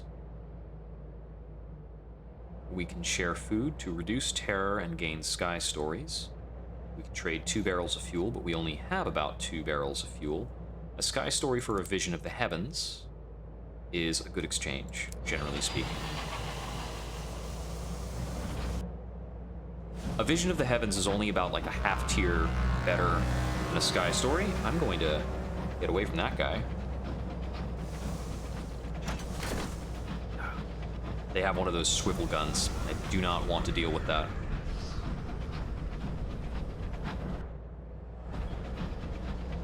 That is oddly close to London for one of those glass marauders. Right, so I think what I want to see about here is probably just to get in some ministry stamp permits. I was able to stop in for 3 port reports, which would be 300 sovereigns and a bit of favor. There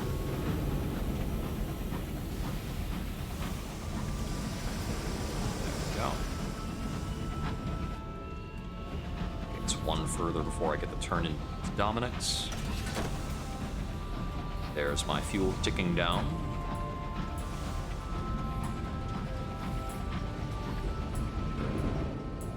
It's the next one. Yeah, it's the one with the green lights that you can go into. Good for the lungs, Captain.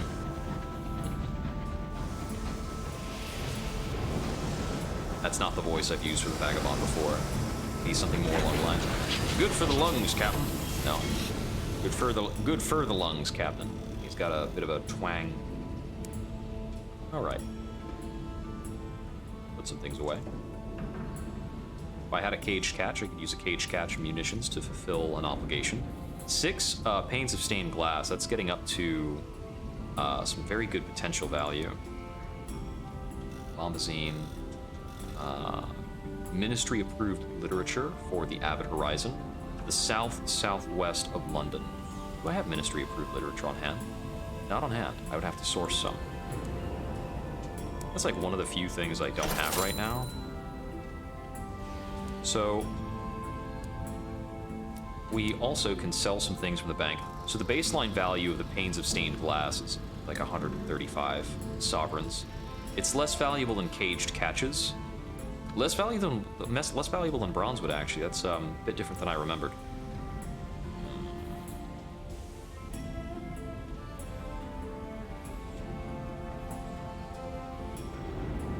All right, so let's see. If we did want to sell out some things, it's like 600. 6 times 135. So about 700, 400 there. Plus sold. We have about 1,500 worth of goods. Oh, not counting this tea. That's actually a bit more valuable than I thought it was baseline. So with the 6 caddies of dried tea, it could come out to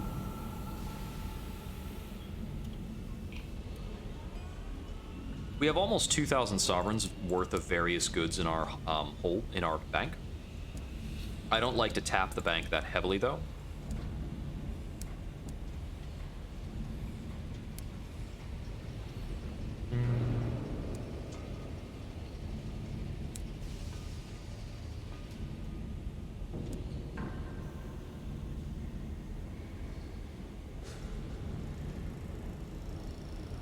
A few port reports. More gratitude. Okay, I can get... I should have actually checked on this. I can't actually get ministry stamp permits through this. Do I have any ministry stamp permits as is? I don't think so. Invitation to Endurance, Reach Albion Transit, Somerset membership, Ticket for New Street Line. So, no, not really. And I can only turn in Albion port reports here. I cannot turn in any other port reports.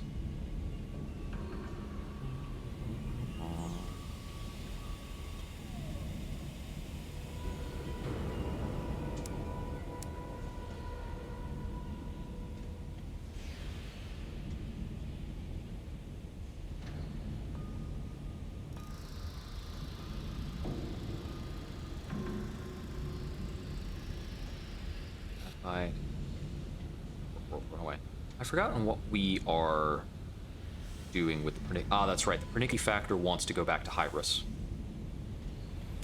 It's inspiration. Right. Let's see. I wish there was better plating available.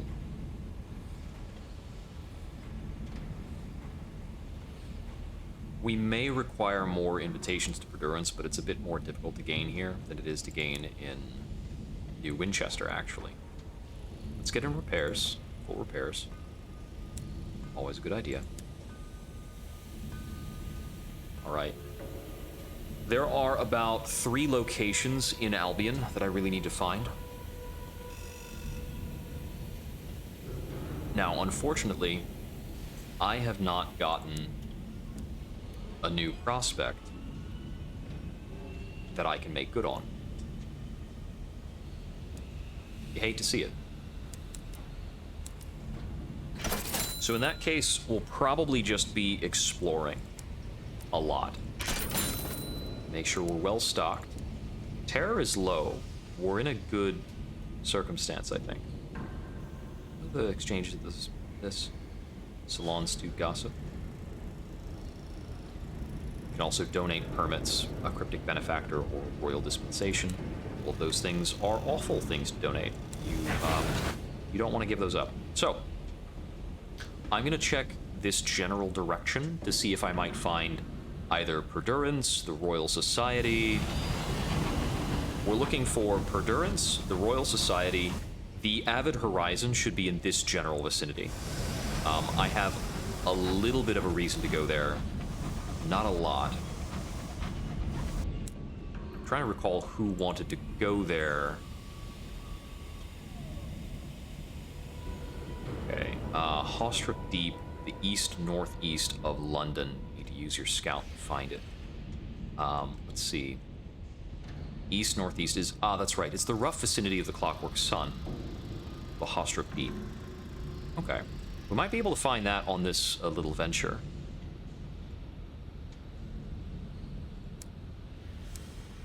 Port there. Almir's Penitence. Rat Brigade is Perdurance. The Baroness of Hell we can't find without a bunch of Immaculate Souls. That's Perdurance. That's returning to the circus. Aklis. That's just going back to company. A graveyard in Eagle's Empyrean. I'm not actually familiar with where that is. It's Grey, Factor, Export Business, Sweet James Vengeance, Unwindwards. Yep. Midnight Rose and Titania. They need a Condemned Experiment that I don't have. Aklis. Called in the off-season.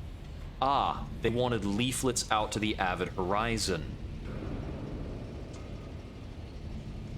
You will need to be embraced by the displeased for any to accept the cult's words. Okay. That was the group that wanted the Avid Horizon. Okay.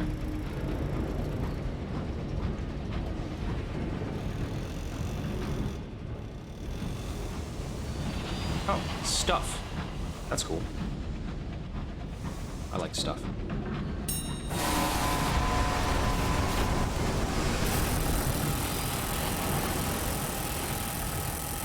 Overheated a bit.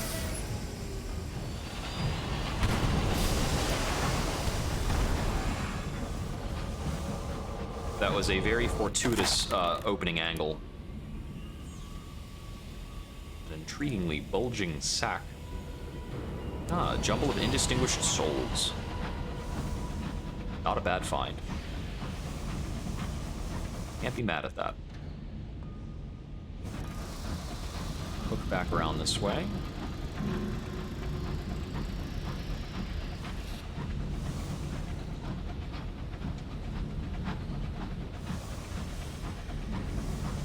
All right. Back into unexplored sections of sky.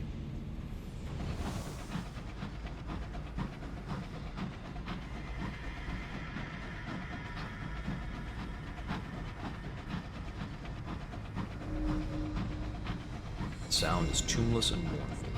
McCullough's Heart.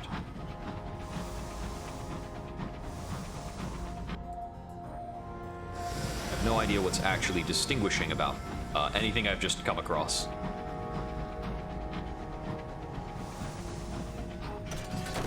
Except that I can see a lot of ruined sky.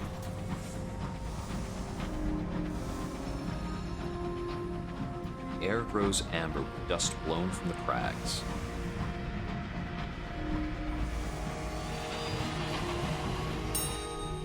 Windswept habitation.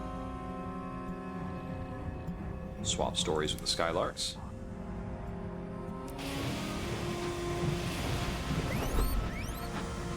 As though we've got a bit of color on screen. Ah, there's something over there. It's on the other side of all of this junk, and that is impassable, right? Very much so. Got a bit of a canyon thing going here.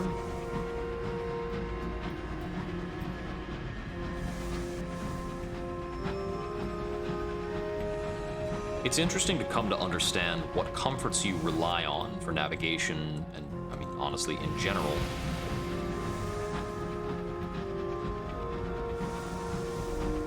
And seeing a background becomes one of those comforts.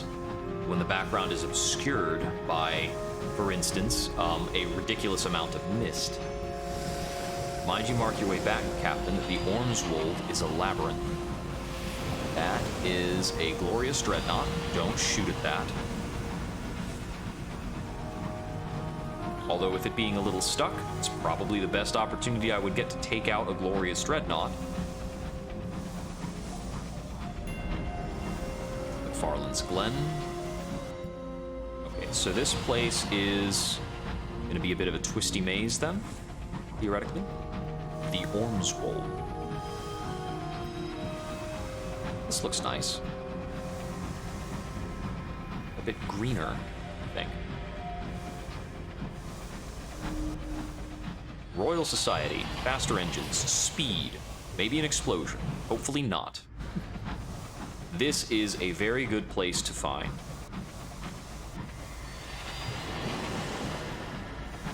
The Royal Society is a very good source of advanced equipment.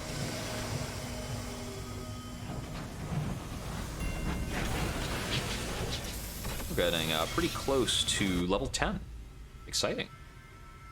Let's see what we've got here. First of all, it's got ministry-approved literature on auction.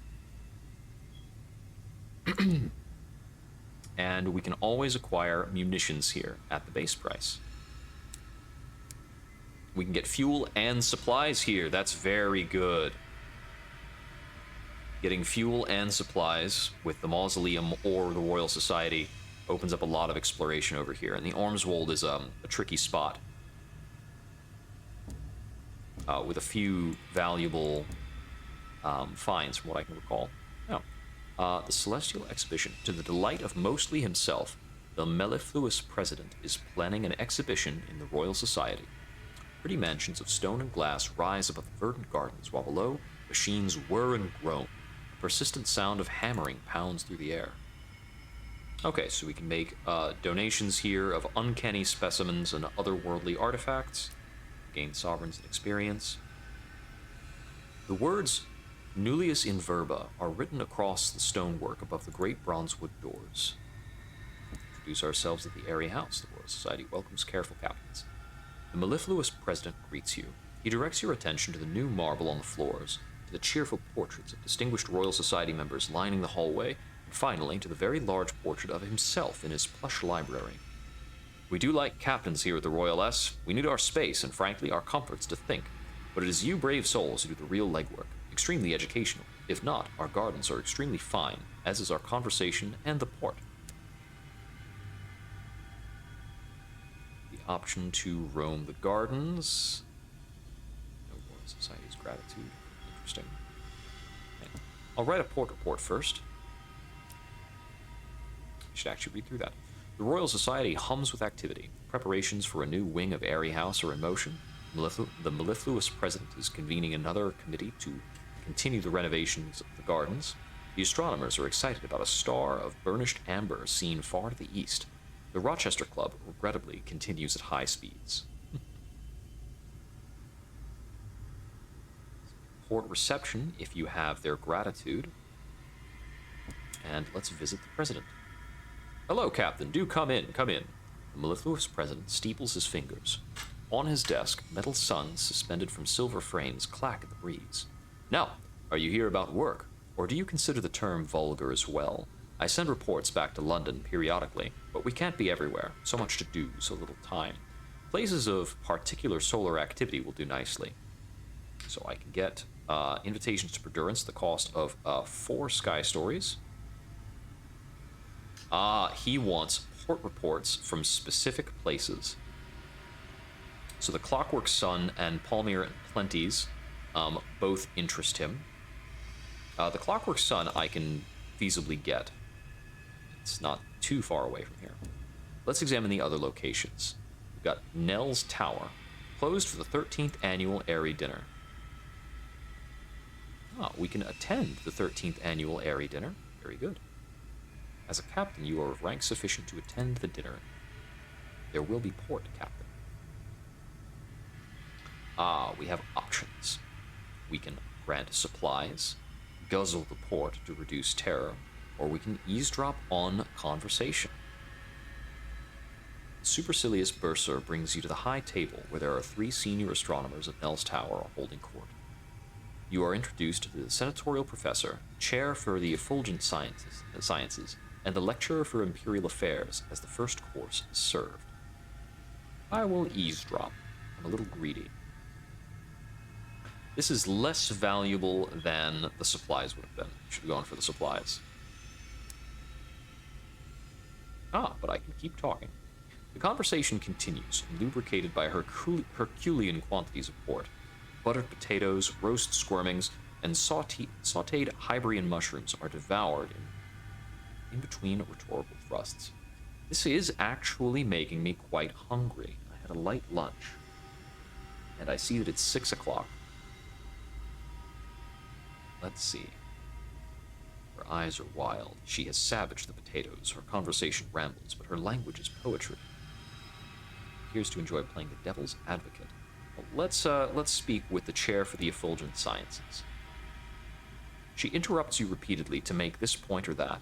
At first, these feel like random interjections, but by the end, she's refuting points you made at the start of the course and anticipating your jokes with wild-eyed delight. I've always been in love with the heavens, is all the biography you get from her, however. The second course ends with a lecturer in imperial affairs telling a rather ribald joke and a hearty toast to the continued health of all present. The third course arrived.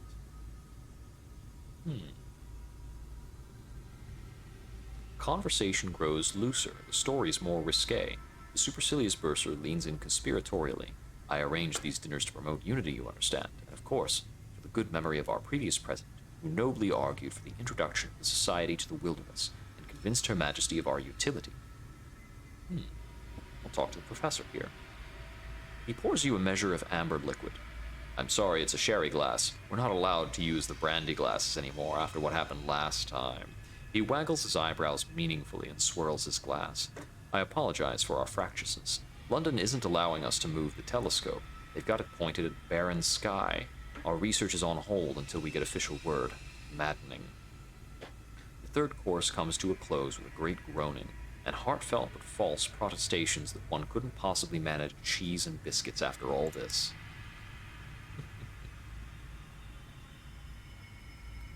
There is the question of patronage to consider. All eyes are on you. A hush falls over the table. The three faces of the astronomers are turned to you. The supercilious bursar continues as though nothing has changed. Our telescope is operated only by the will of the government. We are not allowed to move the telescope without permission. A bold skyfarer such as yourself might obtain such permission, or at least an official-looking document that could conceivably construed as permission. Our astronomers would be very much interested in patronizing you. You bring them a permit, they can advance their researches. In exchange, they'll teach you what they know. I see. Let us choose the chair for the effulgent sciences. The wild-eyed astronomer, specializing in the habits of stars, will be your patron. She lets out a high laugh, wild as the shrieks of the bat-winged curators that ride the celestial winds. I'll show you such things, Captain. Come to the tower, do, and make sure you have a permit. I don't believe I actually have ministry stamp permits. Yeah, ministry stamp permit to allow them to move the telescope. Now, let us look at the clockwork sun. The ministry has stamped permits for this particular usage up to the next century. Bursar informs you. One terror. The sun's rays shine from Albion's farthest corner to London in all its glory. Gold as bright as a king's hoard burnishes the empire in radiance. The sun never dims. That's all from Nell's Tower. What of the Rochester Club? This is a racing club, I understand. I can drop off the driver, which allows them to get to the races. You unlock this with in possession of a driver and having no reckless drivers. If the incautious driver instead becomes a reckless driver, you can no longer drop him off here. They won't want him. Now, my story with the incautious driver here, however, is very close to here. Let's inquire into joining. Oh, you were serious? He coughs to conceal his embarrassment. Well, should you really wish to join our merry company, you'll have to prove yourself a proper racer. The careless deviless in her smoked velvet jacket praises you carefully. You'll need to prove your mettle, my dear. Win one of our races. We'll be happy to admit you. So the races at the Rochester Club actually do require you to go from one port to another. They'll pick a port in Albion and ask you to go there very quickly. If you haven't discovered all the ports in Albion, it's a crapshoot. If you have, it's still difficult. All right.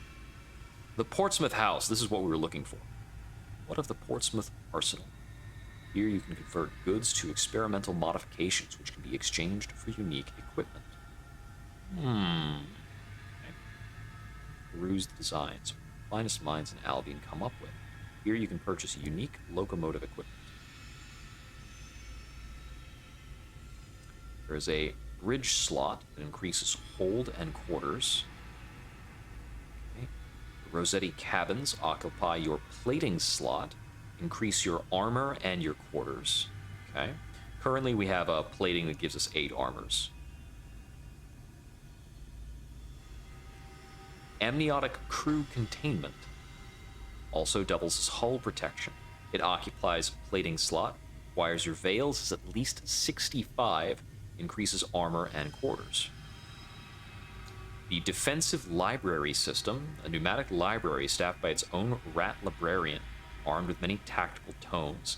It occupies your auxiliary slot, requires your hearts to be at least 25, increases armor by 5, and hold by 4. The mechanical Turk, the mechanical chess player, is in fact a hoax. It contains a hidden space for a skilled player to sit comfortably within, operate it from within. Okay. Auxiliary slot requires your veils, increase hold by 1, and hidden compartments by 1. Hidden compartments is very peculiar. Yeah, okay. Prosperina Superior Mining Array. Mining array that occupies your auxiliary slot, requires your veils at least 25, and increases your hold by 4. This is very useful. Carmilla, a forward-mounted cannery that affords the bridge crew an excellent view as your prey is filleted. A cannery that, unusually, mounted in the bridge slot. Requires your mirrors as 25 and increases your armor by 5. Okay. A lot of experimental devices. Let's return to the arsenal. There are a lot of contributions to get experimental modifications. You can contribute a 1-to-1 on Visions of the Heavens to get these things. You can do otherworldly artifacts, crates of munitions. Probably want to ask about their suit, clearly no longer used for deep-sea diving. There's a bunch of things you can offer up that we don't actually have right now. Okay. Cost me nearly everything to create. I wasn't sure it would be worth it. The places I've been able to go to see. I can travel the wastes where all the stars are dead, or explore the eye of the storm that speaks. I didn't know that was doable. Can I do that? I don't know if I want to. Okay, so there's various things to take care of there. So I need to consult to some extent what I can equip. I can do Veils 45 equipment, so I can do Veils or Mirrors based equipment. In terms of what we have here, currently our helm slot is giving us +6 quarters. Shielding is an interesting slot to make exchanges on. So if we have an opportunity to make exchanges on the shielding slot, that's pretty ideal, I think. The weapon slots I don't care much to change. We've got +4 hold on the pressure canning system. I'm interested, I think, chiefly in the... What are the workshops? Advanced equipment at the workshops. Portsmouth Arsenal, you can trade in cargo items for unique equipment. Okay, this is just giving us information about the arsenal. The Inscribed Tinkerer. Tinkerer's Request. Inscriptions in the Sky.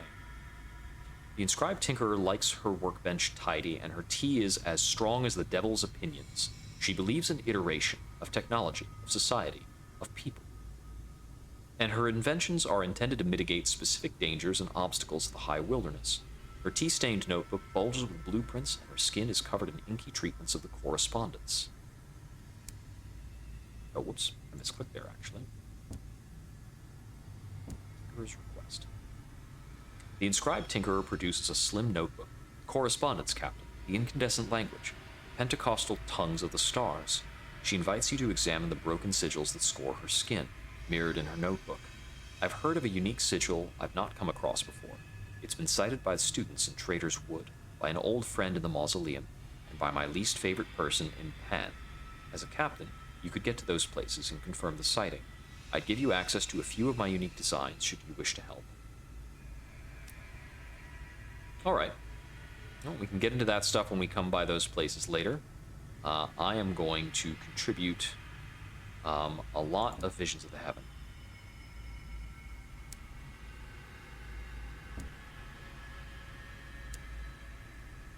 To get at some experimental modifications. I double-clicked.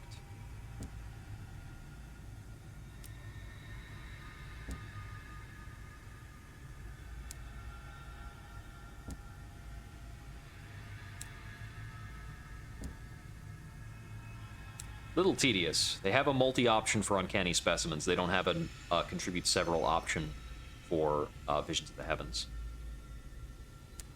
I need to check for how much the cost is. Peruse the designs. So, let's see. I could get the Mechanical Turk. Hold by 1, hidden compartments by 1, taking up one of these slots. The Montresor Chamber, I think, is very interesting. We would lose 2 quarters, but gain 4 hold. The Rossetti Cabins is very good. Hearts of at least 25. This is 8 modifications. This is 12 modifications.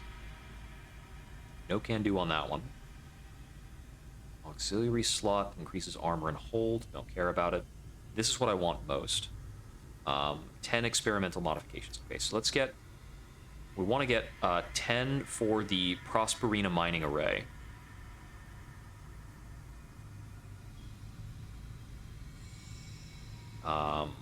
To 18... We can make use of up to 30 experimental modifications, I believe. Because we have the 25 hearts as well. Okay, how many of these do I have? Let's see. I'll be clicking this for a while. I want to keep a few Visions of the Heaven, but I only care to keep about 5 Visions of the Heavens. I double-clicked again.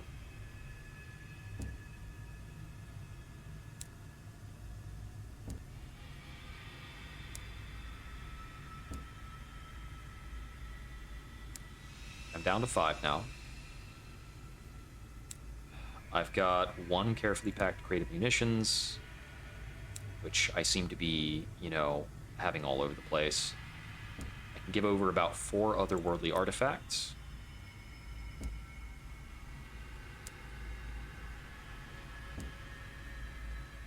These are a bit rarer to find, but they're not directly transactable. This is one of the best uses for them in general. So I'll trade over quite a few. Peruse the designs. I want, firstly, the Prosperina Mining Array.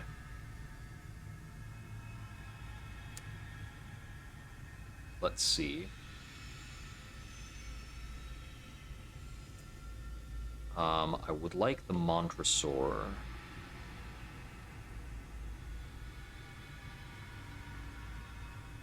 Yeah, I think the Montresor and the Rossetti Cabins I'd be very happy to have. This is 12, and this is 8. So this is extra quarters. Let me get the Rossetti Cabins.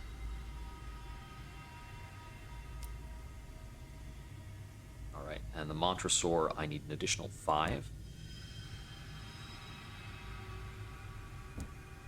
1 Uncanny Specimen.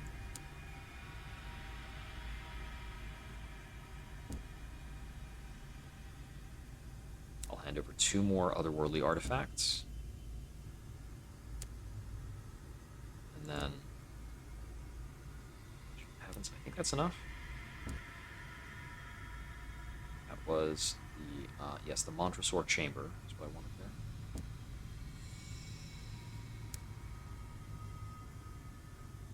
Okay. Back to the arsenal. That's not... I think I need to equip these in a bit of a specific order. As long as this goes in first, I think I should be fine, because this is going to lower my crew quarters back down. I can make this exchange. And I want to probably keep Speciometer, at least for now. but I'd rather have the Prosperina than the Durandal, generally speaking. So, out of all of that kerfuffle, we have gained the ability to mine with a bigger hold, and we have gained +4 hold space at the cost of 2 hull. With slightly lower armor now. Okay, so that was a lot of fussing to be able to get that benefit, unfortunately. I feel like there was somewhere that wanted to see ministry-approved literature, and I didn't have it. So I do want to acquire at least some of this. Acquire at least 3 of those. I need to fish around locally for a bit longer to find a few various things. The one that's most important to me, I think, is probably around this stretch. So I'm going to go up a bit to the north, and that is for the incautious driver's next leg of his journey. Okay. See what ways out of the Royal Society exist. This area is a bit of a it's a bit kind of blocked up, what I recall. Okay, we've located something out over there. The scout does back into the Ormswald. The scout does have a pretty preposterous range. I want to see if there's an outlet that puts me in the direction of the Clockwork Sun.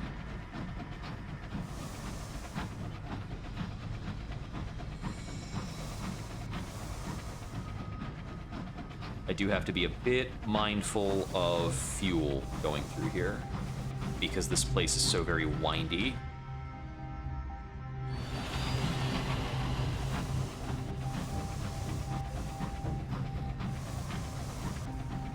But I think this is also the stretch of sky that holds the HML Parsifal, if I remember correctly.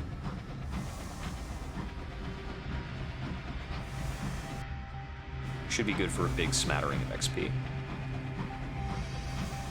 What have we here? The wreck of the boatman. A wreck drifts just ahead. Fierce winds rocket like an empty cradle. Its black and silver bulk gleams in your lights as you search for its nameplate. The boatman. Captain, a signaler wants your attention. That's an Acropolis line engine, brought the dead to Memorian. His eyes widen. But it disappeared one eve. They say the dead woke and commandeered the train. Nonsense, I'm sure. He doesn't look convinced. Your signaler crosses himself. Prepare to board. Your pilot grazes the wreck's hull and has to reverse. Your navigator's hand slips while winching the locomotives close. A clang resounds throughout your engine. When you've finally docked, you select a few of your crew to join you. The outer door to the boatman is rimmed with frost. The bolts shriek as they're pulled across. Inside, your torchlight reveals a narrow corridor in somber black, opening onto darker doorways, likely the crew cabins. There's a long moan from somewhere deeper in the engine. Probably the boilers, your stoker whispers. Pressing forward through the cabins, you hear the rattle of something that might be chains. A bolt loose in the chassis, your stoker suggests, less confidently. We're gonna get some terror here. Let us explore. The boatman is as dark and cold as the grave. Gaslights flicker on the walls, none substantial enough to illuminate more than the empty doorways ahead. A shattered window in the galley is responsible for the merciless cold. The source of the faint but insistent knocking is less clear. Light in hand, you wander the empty cabins and carriages. The floor of the boiler room is scarred with scorch marks. The captain's cabin is littered with pieces of furniture. There are bullets in the walls. There are no coffins aboard, but the hold is locked. A great groaning emanates from within.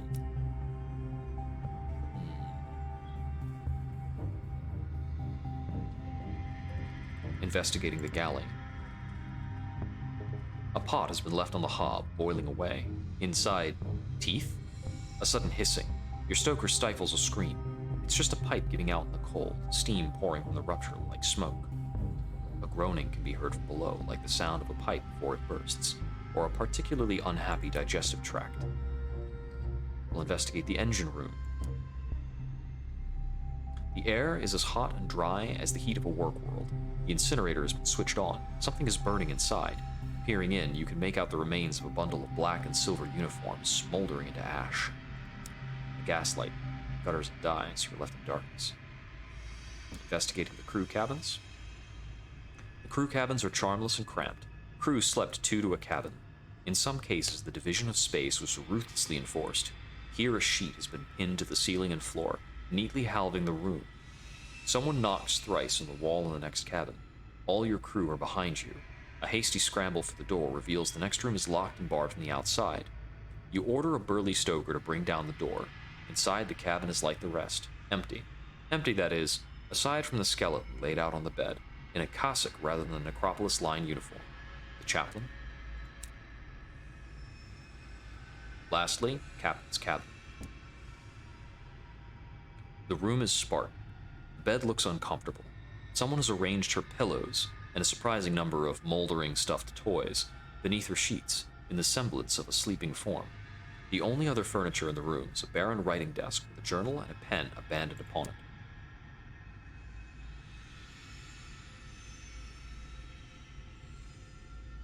"15 tales of terror to breach the hold." Interesting. Let's read the captain's log. Reading the captain's log provides a few clues. 11th September 1903. Line manager insists we shave a day and a half from the round trip. Navigator plotted new course. 12th September. Set to make memoriam in good time. 13th September. Scout reports wefts of unraveled time on our bearing. Have instructed pilot to hold the course and our schedule. You haven't found a single coffin, and the hold is locked from the outside. The captain would have her keys with her, but you've not found her body. Either the captain felt the need to lock the hold before abandoning her engine, or she's inside. The door to the hold is secure against everything but your determination and a crowbar. You have breached the hold. Behind the wreckage, you find a row of coffins like blackened teeth. There is a sudden muffled banging, as if something is knocking on the underside of a lid. We can open the coffins or explore the hold. Crew do not want to open the coffins, or we can explore.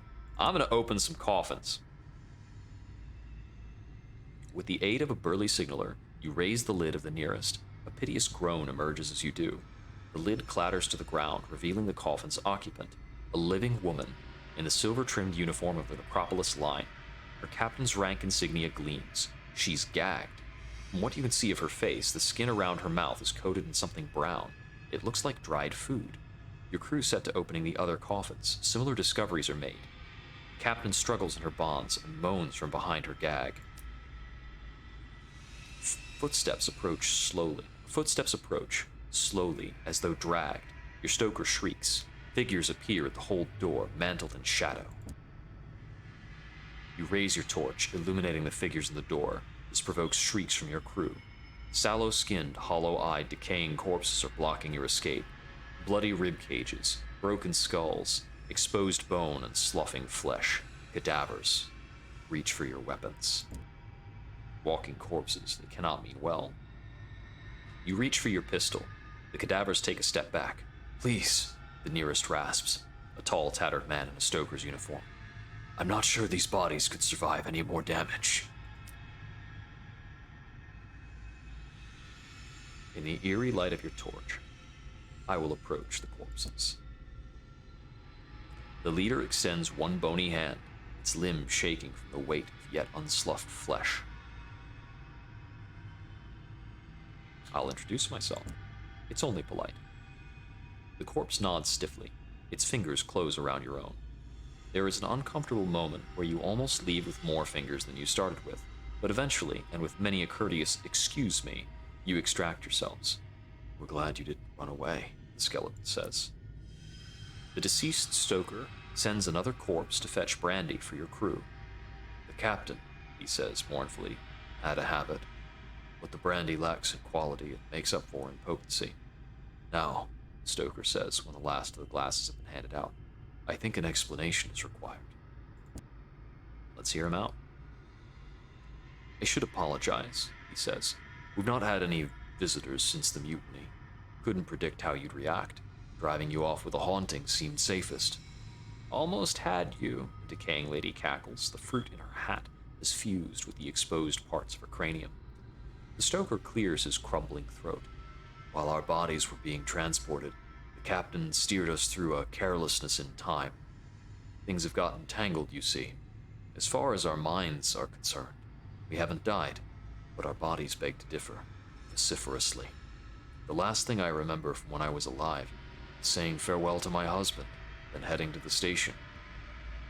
He looks down at the captain in her coffin. She's getting agitated again.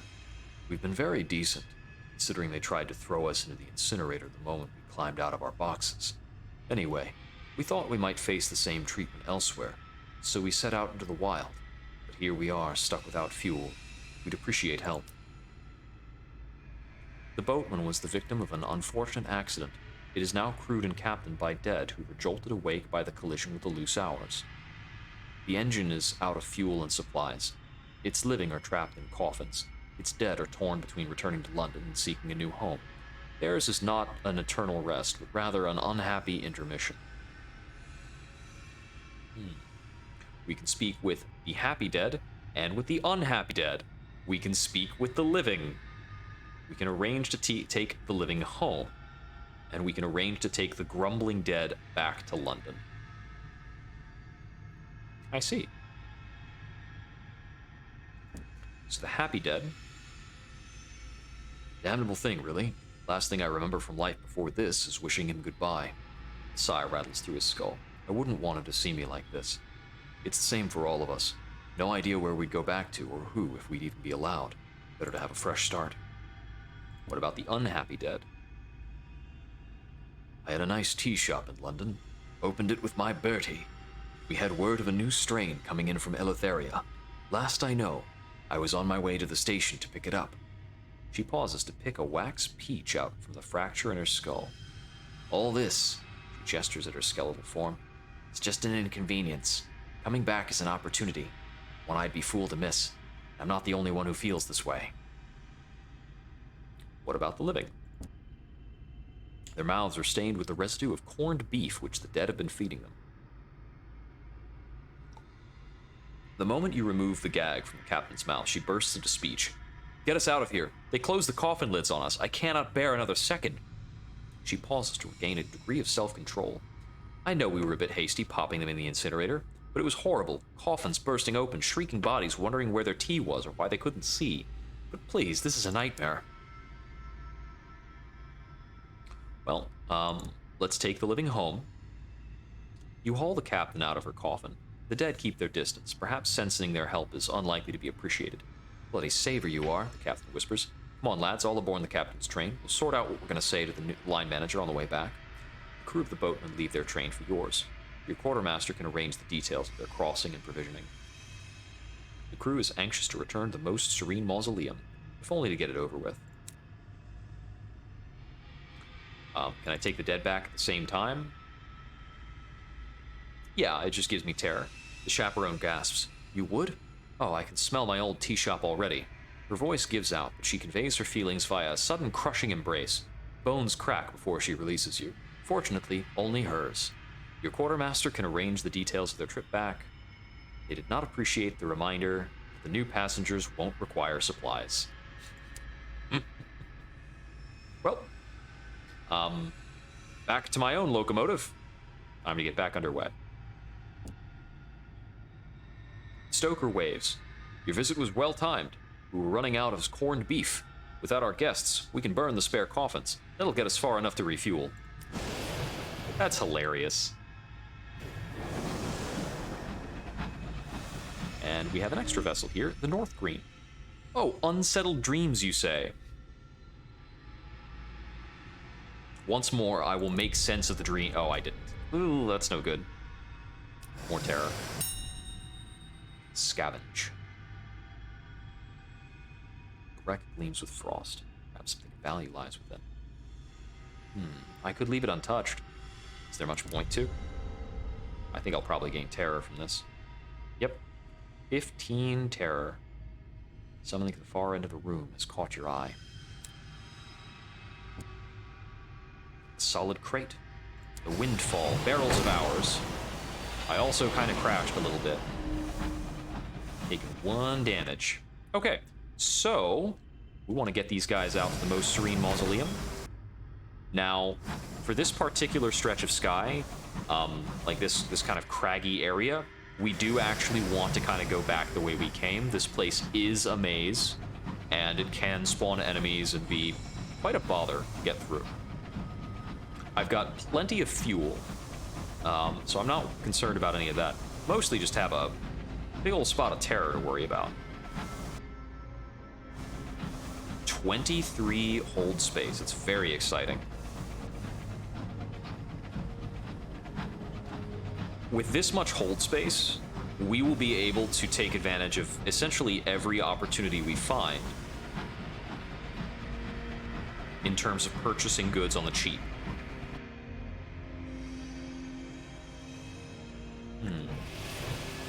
Well, I said one thing, but I might do another. Can I make it out this way? Does this disconnect to anything? It looks like that's all background, so we can go through here.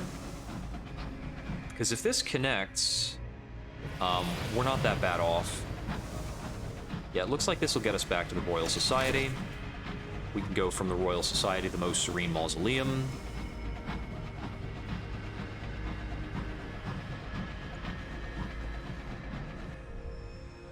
Wasted time. I see. Morale is strained and someone has been careless. One of the barrels in your hold wasn't securely fastened. It is split, spilling the precious hours across the floor. Already, the hour's insistent melancholy has begun to permeate the engine, and your clocks are becoming erratic. Throw out the whole barrel full. It is not the date that it was. Auld Lang Syne. You watch as a month spills, glittering into the night. It is not the date that it was. It's currently February in 1906. We've passed by in a full year, I think, since starting play. That can matter in some cases. I know that there's at least one plot line that requires you to go to wait a year and a day and then return to a given location. So one of the fun tricks about that is there are certain activities you can do that will take more time. Okay, getting back out of the Ormswold. What will be our best traversal, I wonder? I'm going to send out a bat, not a bat, a cavy rather. Ooh, we do have something a little bit up ahead. Okay, that looks like it's just running through a little crook back there. Let's get out of the Ormswold completely.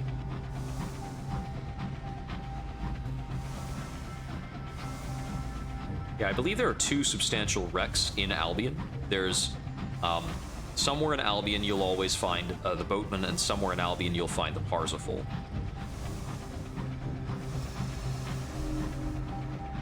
And each one has their own little exploration vignette. Yeah, finding the Boatman and going through that entire plot line causes quite a bit of terror, unfortunately. It's just the way things are. That is a glorious dreadnought. Whoop. Let's let that pass by, so we don't want to crash into it.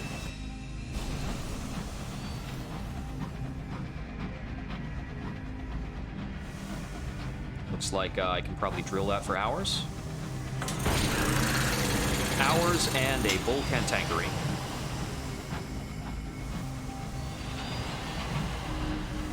I think I can get away from this bull cantankerine before it actually connects.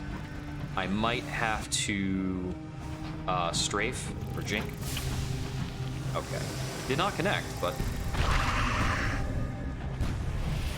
not for lack of trying. I think one of those might have hit. I'm waiting for this guy to come back at me. Dodged.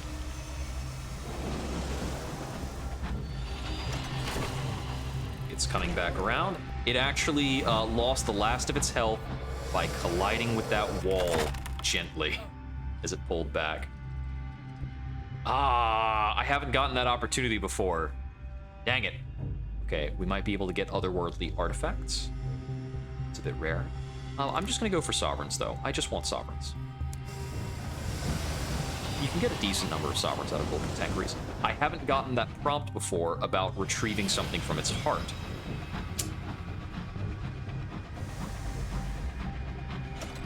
I feel a little cheated by the fact that I unequipped my canning equipment. Okay, crack out there. Sure. A waste of sky, a crewman mutters. Good for nothing but dumping the dead. Well, we are coming up on the mausoleum.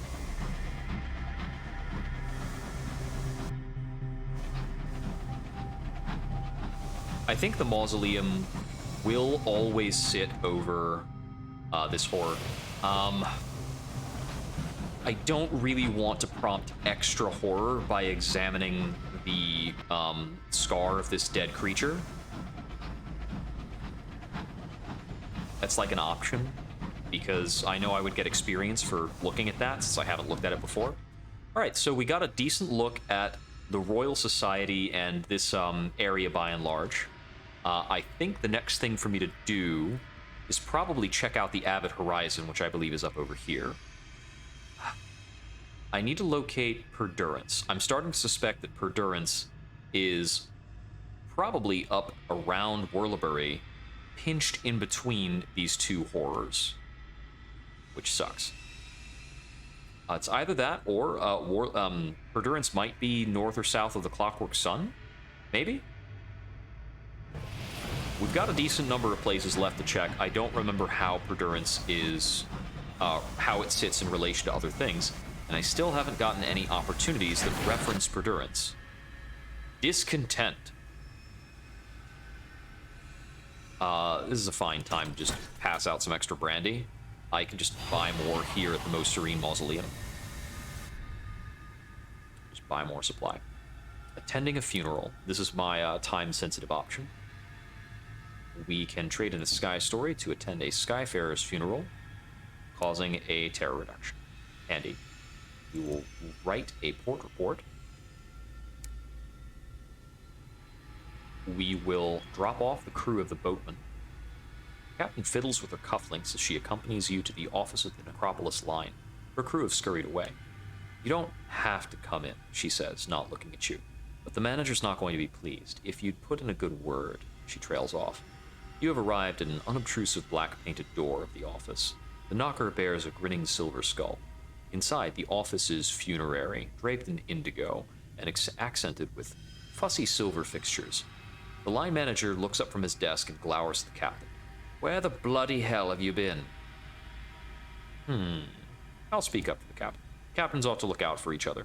Crazy stuff happens in the sky. You can't get too upset about it. The line manager rants and rages till you manage to interject. Your mention of exceptional circumstances gives him pause, and your production of the captain's own log puts a stop to his complaints. He plainly does not believe you, but he seems afraid of anything in writing. He dismisses you both, but not without a significant reward for your trouble and your immediate departure. Outside, the captain deflates with relief. Thank you, thank you. I'll remember your kindness. We picked up a cryptic benefactor, which is quite nice. Captain's account was accepted by the Necropolis line. Let's look for the inscribed Tinkerer's sigil. You follow the Tinkerer's instructions. A quiet window off a landing below the upper vault. Far below, mourners and courtiers, all in black silk, wander the nave like a host of spiders. You take out a magnifying glass provided and turn your attention to the walls. Some quick thinking on your engineer's part doused the worst effect of the flames. The correspondence often has spectacular side effects. Your notebook has survived. Your drawings of the many, many identical broken sigils that adorn the galley looks out over the dead star below. You have discovered the Tinkerer's sigil. Return to her at the Royal Society. That is very lucky. That could have been at 3 different places, 2 of which are back in the Reach and in much more terrifying locations than the Most Serene Mausoleum. Contemplating the dead sun's a good way to improve our terror. Well, increase our terror, that is. I don't have anything with the Cop counselor. I can try speaking with her just on a regular basis. Gained 15 terror. That's very bad. Oh, you could speak with the Dismal Chamberlain. Your attempts to meet with the Chamberlain are met with relentless obfuscation. His secretary reschedules the meeting 8 times, eventually arranging it for 6 days ago. You even try waiting all day outside the Chamberlain's office, but he does not appear. His duties include regulation of time in the mausoleum, where the deathless wallow in generous pensions of hours. However, the clocks are not keeping the same time. Has something happened? Finally, you manage to corner the engraved mourner and press him for answers. The Chamberlain is no longer in residence, he replies curtly. We don't dwell on the matter. We suggest you follow suit.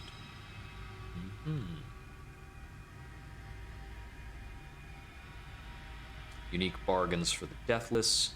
3 favors bestowed, and time has to pass. Alright. Let's see. They're selling Thirsty Bombazine. I need up to 3 of those, if possible, for a prospect. I'm going to get 1 for now, which is what I can afford.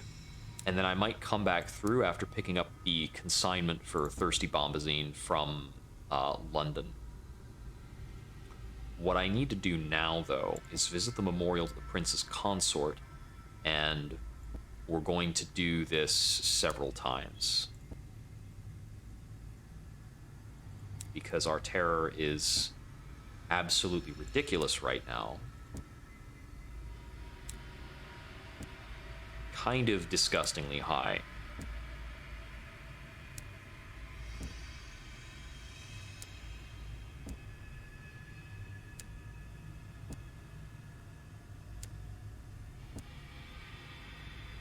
Taking that extra 15 knock of terror was really bad. We already had a need to reduce our terror by quite a lot. Do this about 2 more times, maybe 3. Gets us down to 62%, which is basically just going to have to work. If we had if we had 3 uncanny specimens, that would be nice for a moderate amount of terror reduction. For now, we're back to the nave. I think this is basically what we're going to have to deal with for now. We'll get on back to London and turn over the rest of the crew of the boatman. The dead part of the crew, that is. We can also turn in port reports. We'll get the major port terror reduction. Should be very nice.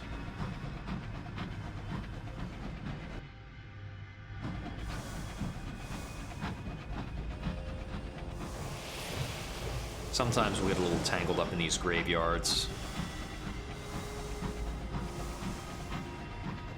These are usually good for sky stories or visions of heaven.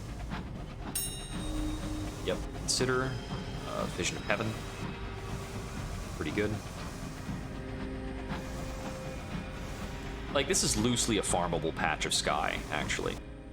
So, given that I think this upper area above the Royal Society is pretty blocked off, I think our next journey is going to be around the southern end of the Clockwork Sun to see what we can get into around there.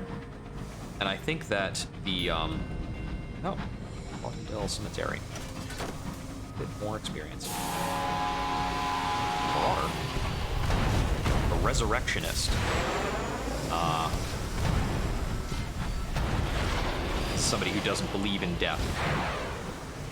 And they fire missiles. That's uncomfortable. I almost kind of jolted myself into that.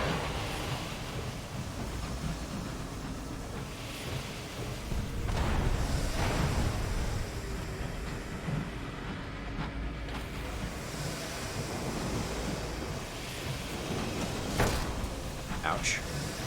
I didn't need to kind of set myself up on that. There we go. Got him. All right, what's to be gained on a resurrectionist vessel? Is there anything I can get here that will reduce my terror? The resurrectionists haunt Memoriam, plundering its graves for corpse goods and cadavers. They sell the valuables to pawn shops and the bodies to disgraced scholars, deranged artists, and grisly collectors. I'm gonna strip it for parts, as I think failing this will wind up getting me terror, probably in decently big chunks, and I really can't put up with that right now. This is I think this is about the closest to mutiny I've been in this playthrough.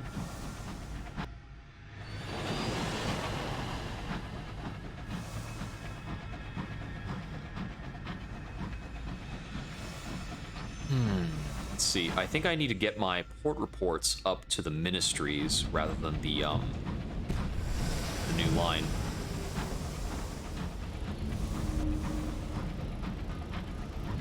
London never sleeps. I wonder, there's got to be some way of setting things up at the lumber company for that to be a more proper interactable, but I don't know what needs to be done there for that to be the case.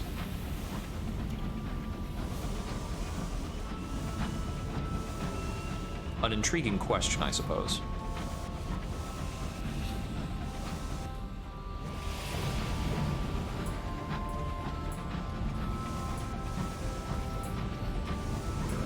All right, here we go.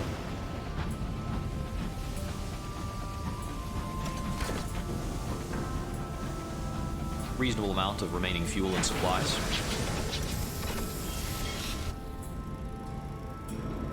Discontent.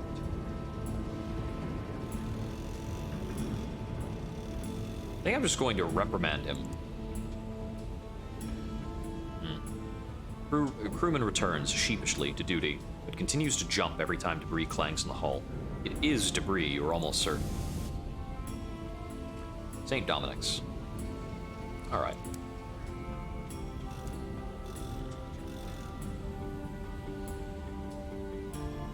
Munitions for Brabazon, literature for the Abbot Horizon. I think we can make good on both of these. I did pick up some literature.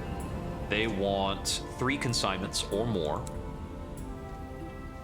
Oh no, 3 consignments of more recent literature to keep their charters content. So the literature I'll keep on board, and I'll bring on munitions for Brabazon, 5. But I lost my opportunity on the Bombazine. We can deposit the bits and bobs that we're not using anymore.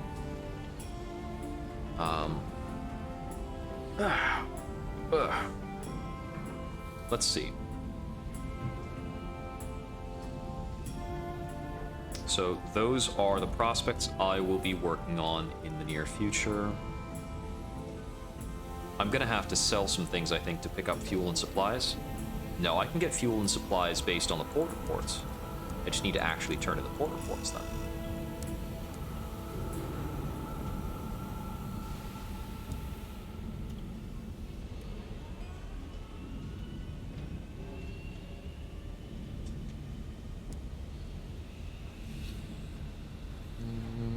There we go. Deposit the dead. All in all, your navigator admits they've not been bad passengers, despite their insistence on joining the crew for meals, watching enviously, and in one regrettable instance, dropping a jawbone into the stew. The behatted chaperone sees her charges off the engine with efficiency and tenderness. Her charges slowly disappear into the teeming smog of London. When the last is gone, she turns to you. Would you come with me? I'm not sure how my husband will take my return. Certainly. She rubs her skull. In case you can't tell, Captain, I'm smiling. She leads you through crowded thoroughfares to a quiet street, just behind St. Dominic's. There, a little tea shop is waiting. Her husband sits inside. While tea for 3 steeps, he weeps. When he eventually composes himself, you're repaid for her return, with tea as well as coin. Rumbling dead left. I got a caddy of dried tea out of the deal as well. Let's see.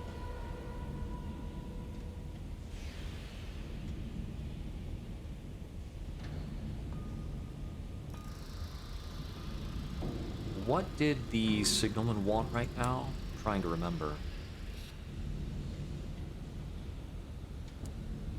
His current request is he wanted to speak to the squire. That's right. I need to have either a good amount of particular affiliations, or affiliations with the establishment, or I need to have 3 bronze wood and 3 panes of stained glass. In terms of the other officers, the navigator needs to go to Eagle's Empyrean. The clay conductor needs to go to... he wanted to go to Magdalene's. The Chiropterous Hoarder needs a lot of bronze wood and a bit of crew, and he has a job back in the Reach. The Repentant Devil needs to visit 2 individuals. One is at Carillon, the other I don't recall. The Amiable Vagabond wants to go to Aklis, which I've never been to before. The Incautious Driver needs to go to that secret location in the east-northeast of Albion. And the Rat Brigade needs to go to Perdurance, same as the other gal. Which other locations did the devil need to go to? Right, he needs to meet the Baroness of Hell and go to Carillon. And the Baroness of Hell is a trick, because I need better souls than I've found before. If I can find Perdurance, I feel very comfortable. If I can find Perdurance, I will feel overall very comfortable about my dealings in Albion, and I'll no longer feel the need to be here. I'm going to skip over to the ministries, and I need to see if the ministries will afford me the opportunity. Oh my god, my nightmares are so high. I need to see if the ministries will provide me with stamped permits. I can't really be going out to the Clockwork Sun with my terror this high. There are a dozen things that can increase my terror even further.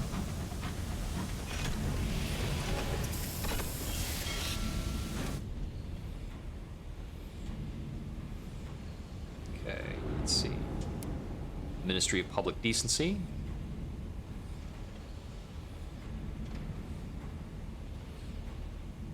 Yeah, they can provide a favor for ministry stamp permits.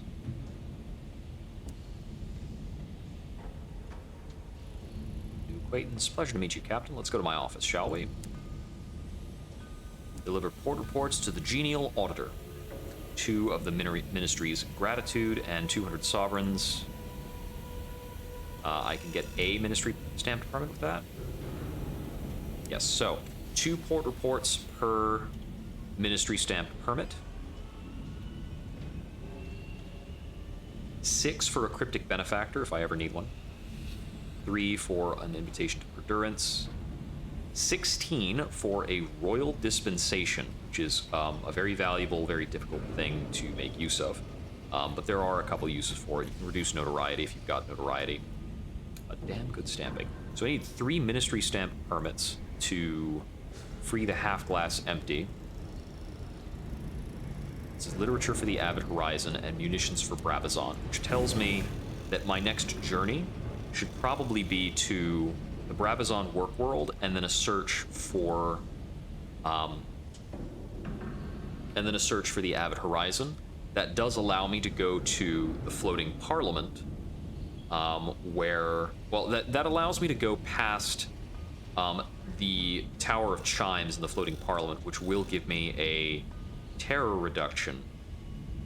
But overall, I'm really struggling with terror right now. There's a slight terror reduction available in Brabazon. But I actually don't have very reliable means of reducing terror. I think I can take certain goods to the Most Serene Mausoleum to get better terror reductions there. But I don't remember what it is that they actually required for that. I remember one of the options for that was uncanny specimens. I think there was an option to provide them with tea, but I don't remember.